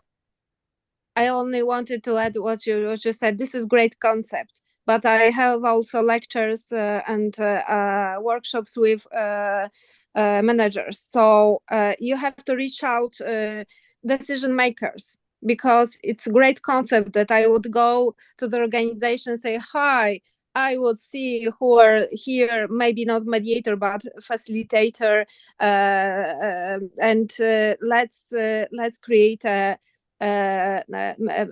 mediation circle. But sometimes decision makers are not ready to have this philosophy. So this is the problem. So what I reached is to have, for example, I had lectures about liability of managers in Poland, and I said no 2 days of these matters. One day on liability, but the other I would say about mediation, alternative dispute resolution, because the philosophy has to be changed at decision makers level. I'm telling you the example. This is an example, and I've also recorded that experience. It's on my channel. This is a large company in India. Legal head has been, I mean, he's been in that in the corporate world as a legal head and or whatever for the last 20 years, more than 20 years. Never experienced mediation. I approached him. I said, look, is there a dispute that we can try this out with so that you can see that it works? He gave me the most complex one. 14 years, the litigation had been going on for 14 years. It had gone through arbitration. The arbitral award had been challenged in the court. Okay, so this is the situation at that point of time. He said, no way this can be settled. Everyone said, no chance. I had that settled. The guys, I mean, imagine this large company, now he's moved into an even larger company. Right now he's based in Dubai. He said, now I've become an evangelist of mediation. And what did I do? I said, look, for me, whatever you pay me in terms of fees, not a problem. You decide. I know you'll be fair. And he was fair. They were fair. So the experience are now a person at that level is sold on mediation. So that's how we have to. It's the largest. I mean, look, this is a multi-million-dollar dispute. So it's not even a small dispute. Multi-million-dollar. So much I told you. I mean, this is like classic example of how complex it can get. It doesn't get more complex than that, but it can be resolved. So you have to have someone attempt it. How do we get them to attempt it? We don't have to sell. I mean, look, selling the concept and it works and everything sounds very nice. Okay, but up till someone doesn't experience it. So today we have to get them to experience it by picking it up and whatever the fee part of it. But when we are creating that culture, a person in this child in the school when at 10 years old can actually see that yes, someone can help me, is also going to be a legal head of an organization or a CEO of an organization after maybe 20 years. So at that time, the person knows, yes, it works. So to reach that, we have that 20 years. And today we are available for people to attempt it, but the right people. The problem that is happening today is, and you get a lot of feedback from the court system, that mediators are really not really doing mediation. They're actually, one is the settlement part of it, so settlement conferences. The other is they're actually pushing people. Because look, right now, I mean, first of all, you've been put into a room with someone that you don't really trust.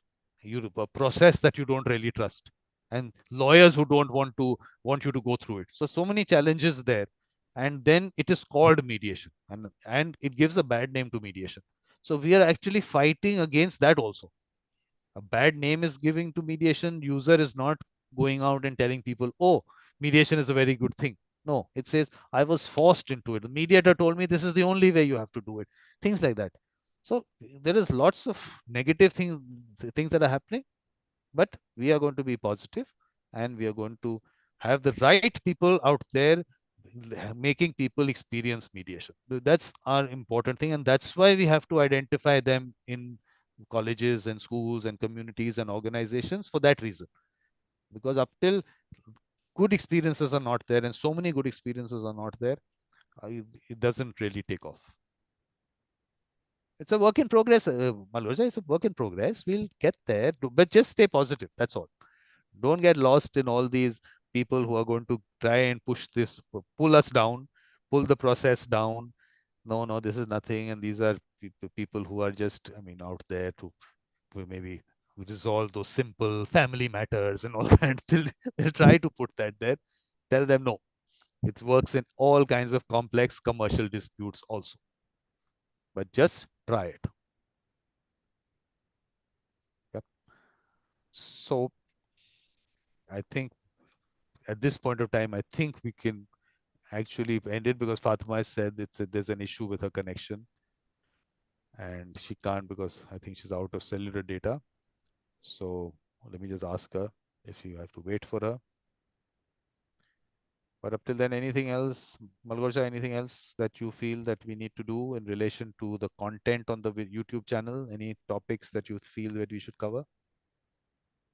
As I told, for me, education of mediation maybe in the direction of you said of this also mindset of not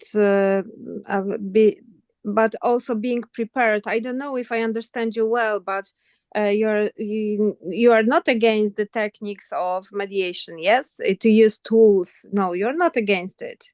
I'm not against, yeah, not at all. Anything. No. So in my opinion, what it has to be happen that also people that that are trying to do mediation, they need support with good tools.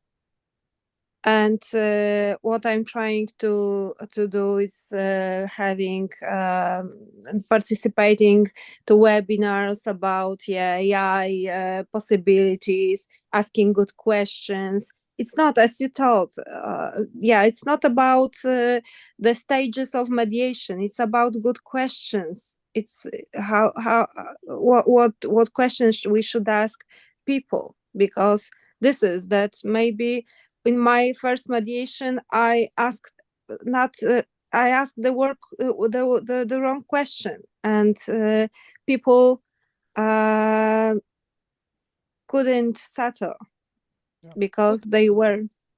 But that's your evolution. That's your evolution as the mediator. But on the other end, if we are saying that we are going to pick up someone who doesn't have the mindset, and we are going to put tools into that person or train that person, and we'll create a mediator out of the person, that's where we are going wrong. And that's why mediation hasn't taken off, because we feel that we can program people. It's not happening. And that's why I'm telling you, globally, that's an issue with mediation. We have said that there is a concept. We've got this 40-hour concept that we've developed.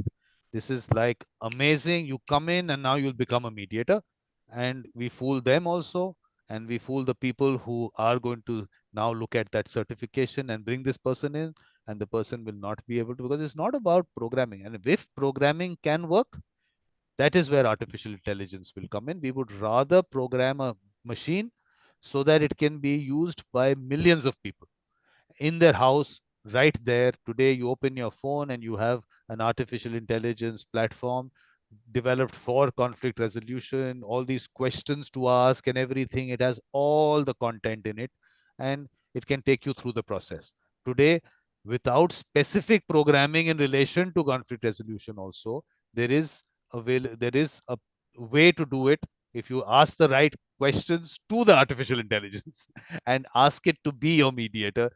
You at least get somewhere. So people should experience it.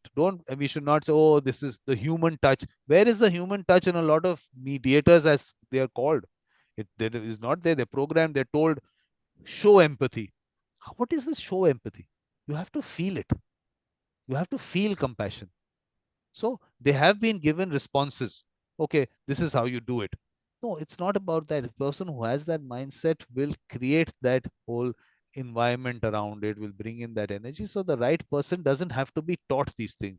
They know how to ask those questions and they learn. It's not that everyone has come out perfect. They'll evolve, but they will evolve only if they go out and practice it, and not sit there saying that, okay, people are not using it. No, we'll make them use it, wherever we can, however we can. And this formal concept of it that has developed, let it develop, and that also should develop. Everything should develop, but the informal aspect of it is what we have to work on and bring that, highlight that. And that is where, if you one end, the largest of companies, the CEO of the largest of companies who's experienced mediation, record their experiences. Let's put that out. But at the smallest level, at the school level, one child says, I had a fight with my friend and this friend came in. That should also be recorded. All of them are important. All experiences are important. So to get lost and to saying that the decision makers are not someone who wants to use it because they don't understand the value of it. No, there are decision makers who understand the value, but that is not spread as the user's experience. Someone goes and talks about it and says, oh, yes, so and so used it. No, someone says, I used it. I benefited from it. I am now sold out on mediation. So we'll put those experiences out. It'll all happen, ma'am. No, it'll all happen. But we have to get to the user. That's the most important part. Not into this mediation world that we are all having these conversations with, because the user we haven't reached the user as much as we should. And not the user through the court system, the user directly. So that is also something which changes the whole perspective on mediation also. And chances are you've already brought in a lawyer, and that itself creates issues in relation to taking mediation forward. So yes. Vikram, I have a question. Okay, so what I'm hearing sounds like a question about practicum, like providing space or opportunity to polish what you already know. And then what I'm hearing from you is that experiential getting out there and doing the work and capturing opportunities for people who have experienced the power of mediation is how we'll build community and expand the process globally. So, but I also heard from Ramsey about a community of practice. I think it still would be important to have a space where we can learn from one another in terms of best practices. But I understand what you're saying, that there's a lot of money being spent now on certifications, because I've even been contemplating how in the world am I going to afford to get certified in something that I really love doing, so that businesses will feel confident in my ability, because they don't know me, they just see me. And then I have to have all these accolades behind my name so they'll pick up the phone and call me. Because I have the mediator mindset. I've been mediating since I was a little kid, my parents' disputes. So I've had years of practice. But I still humble myself to continue to take trainings, because I feel like it's important to continue that learning process. Because I've learned about questioning, asking good questions. That is really powerful. And today Ramsey was talking about not asking why. So then I thought, if I ask why, and Mandy was like, well, the curiosity of a kid, they always ask why. So then why for me would be asking why in the lens of curiosity and not judgment, because that's different. When you're curious about someone and you want to know about them, that's a different kind. That's coming from the heart. And asking a why in judgment, I could understand what Ramsey was saying, why. That's almost like challenging a person in a way. And I think that's what I was hearing from you, Ramsey. But correct me if I'm wrong, because I love to engage with you and see what you're thinking. With the permission of Vikram, if you give me about maximum 2 minutes, do I have it? Please. Okay. So this comes from a situation which was a good learning for me. I was working for many years with the International Red Cross, and one thing that we did was to visit prisons. Okay, and a visit to a prison would last for about a week. Last day of the visit would be in the director's office to share with the director what our main observations were, and then there'd be a written report in full later following, and to ask any questions that arose. So I was the interpreter for the Red Cross team. One of the team wanted me to convey the question from English into Arabic of why, here you go, why were the ventilation holes or gaps or whatever the word is in one of the cells partly blocked up. Okay. Now you picture the situation if you can. It's the first time I would visit this prison in a long time. There was the director of prison in his military dress uniform, surrounded by his top aides and so on, kind of a semi-ceremonial affair. And I said to my colleague, I said, no, I will not translate that question. That's just going to create a challenging, sour atmosphere in the meeting. What is it you need to know? Is it by any chance your observation that comparing the size of the room with the number of people in it, it needed better ventilation? Is that your technical observation? Yes, exactly. I said, well, that's a different question altogether. Okay. And so it's phrasing the observation without asking someone, say, hey, why did you do that? You stupid idiot. Can't you see that? Whatever. It's just like, without saying the stupid idiot, it's almost there under the surface. And so I addressed it to the director. I said, Mr. Director, I'd like to convey to you the observations of our technical team visiting a particular wing. He said, yes, of course, Ramsey. I said, we observed that for the size of the room and the number of people in it, it needs better ventilation. And I mean, logically, I suppose the options are either more apertures or bigger apertures, maybe with a bit of ventilation fan or whatever, but we need to do something about the ventilation. He said, "You're absolutely right, Ramsey.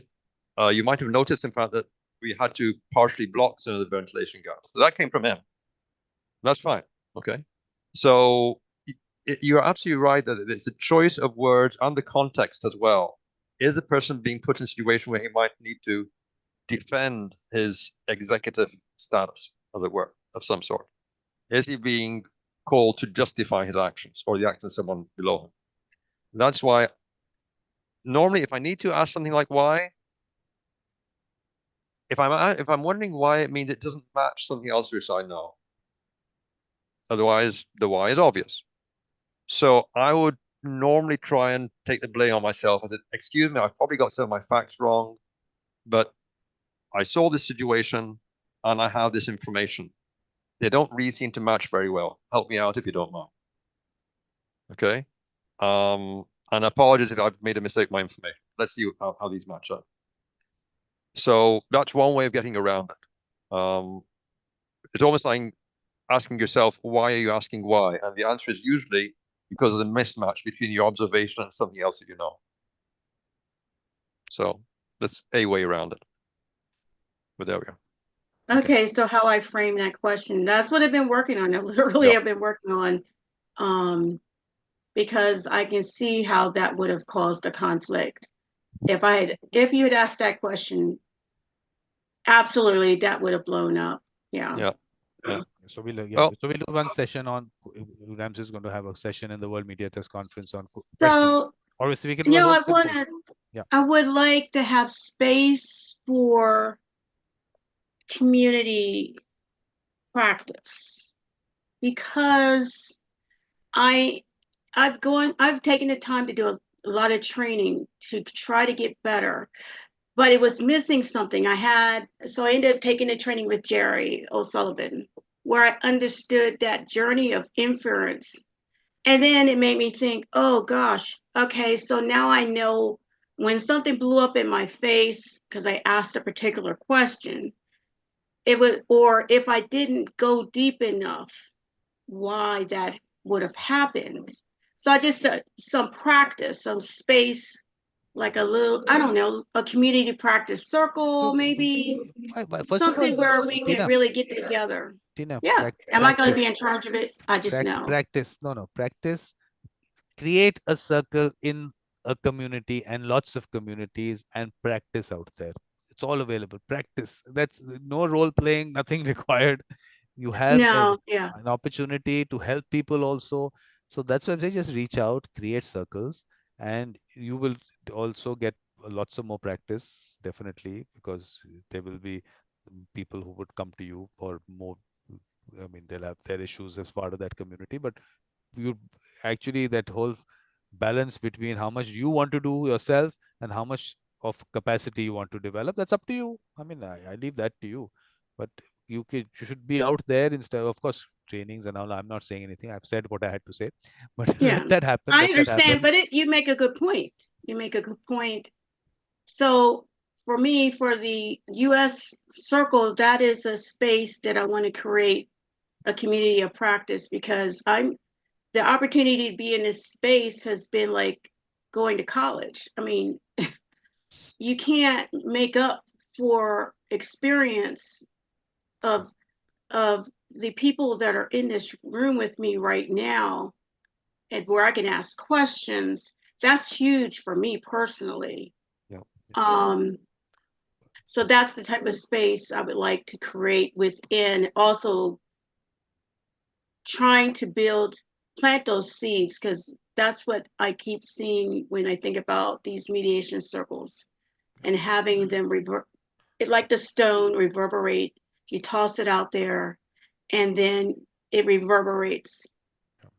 But part of that is continued learning. It will always be. No, I think before that learning, first of all, you have to have that trust and faith in yourself. That yes, I know what I'm doing. I don't have to be told. I know, and that people lose that confidence. And I think more training, sometimes people lose more confidence out of that. Oh, that's another word. I agree with that. I think that's where that's such a huge piece. because you have been nurturing me along, and I am so grateful to you. And you're just like, out, little bird. Yes, Get out. that's exactly. That's what you've been doing. I don't know. I haven't been successful, am I? But I'm still trying. No, but That's what you do for us, really. So I get it. I get where you're going. So let's get Malgosha, and she wants to. Yes, Malgosha.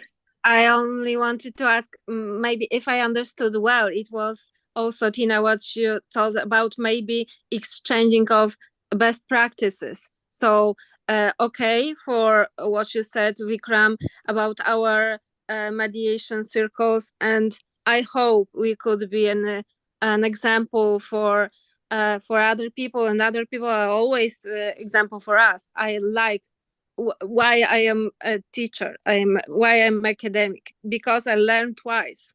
When I teach somebody, I learn twice.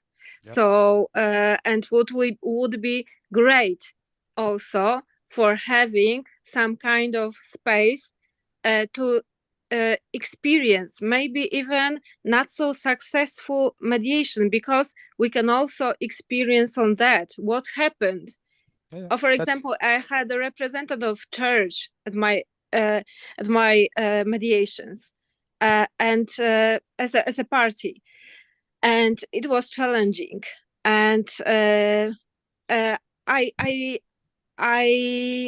it wasn't a successful mediation. I would like to have maybe some kind of supervision practice, maybe with other, and it could be also helpful if I understood well, Tina. Look, I think one thing, let me tell you that I mean, in a way, what you're talking about is the reflective practice groups. So we're going to be organizing reflective practice groups for each of the circles also, and in general for the World Mediation Circle, where people can come and discuss their experiences and maybe, I mean, whatever in relation to mediation. It could be what they came across, how they behaved, what happened, whatever. I mean, that's up to you. Just come in and have a conversation. So we'll do that. Well, look, we're also doing that here. Aren't we doing that here? But okay, we're not going to into specifics here right now. But let's do that. So we'll create that. That's also part of the entire whole thing, that we will do that. It's just getting in the right people first, Margosha, first the right people. That's the most important thing. That's awesome. Thank you. Right. So, and if I might add briefly, if you feel for whatever reason a certain degree of internal tension, lack of confidence, reach out to a colleague. Say, hey, you want to do this together? Give you confidence, give them experience. It shows that you're presenting a professional team approach, provides no violation of confidentiality. Could work. Why not? So maybe. Okay. I love that idea. I really love it. So we all are like a family. Our little family's going to just get bigger and bigger. And I think that's great. Wonderful. Thank you. Pleasure. So thank you very much. And I'll see you at whatever next event. And was Greece tomorrow, isn't it, Vikram? Greece is tomorrow. But yeah.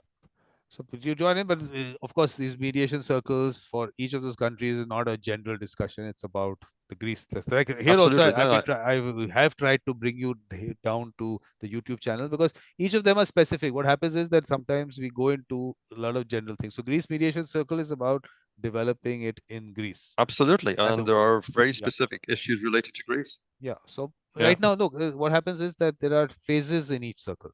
So the launch phase is not about talking about all the specifics. Right now, it's about what the concept is, how we are going to reach out to people. Because I'm saying that's what happens is that sometimes we go into something that you're looking at a futuristic thing. Too much detail too soon. Exactly, exactly. I get it. So I'm trying to do that in phase wise. So that's why I call that the launch, and then the gathering, and so that there is a difference in the way we are going about it. That is carefully noted, Vikram, and I assure you'll be better respected than today. My apologies. Yeah, so it's always nice to take it in that manner. Sure, so, that makes sense. Yeah, so perfect. So I'll see you people And Malgoza, how do you attend? How do you get to know about events? Please go to the mediatorvikram.com. There is a section on Edutainment 2024. So you see what events are coming up, and the Zoom link right now remains the same. So you can drop in on any of the events which are coming up. So that Thank you very much. don't need any specific I special. am free. Yeah. So you don't have to. Thank you very Thank don't have you. to wait for any Yes. invitation or anything. Please join in, and then we'll discuss. This is that section here. In this section, you'll find the various events which are coming up. Okay. Fantastic. Yeah. And then we have to do we'll discuss the date for the Poland and the Russia, Ukraine, and the one in your city. We'll do the launches of all that. Right? All right. And Sounds also, like a plan. Margoza, what you also have to do is, there was Alexandra, who was on the Polish-Ukraine border for 1 year, and she worked with refugees who came in from Ukraine. So please watch the session with her. Yes, I am in contact with Alexandra. Yeah. So did you watch the session? Did you watch that YouTube? I think I have attended a session. Okay, good. So please get that. We'll get her also into that circle, Russia-Ukraine circle, because she's actually been on the ground and she's spoken to people. So let's do that. So thank you very much. And let's put in lots of interesting content for the next year when we come back next year. Okay. Congratulations, Vikram. Thank you very much. And I'll see you then. Bye. All right. See you soon. Everyone, Bye, Ramsey. Bye, have a good rest of your day. Bye. Thank you. Bye. Bye.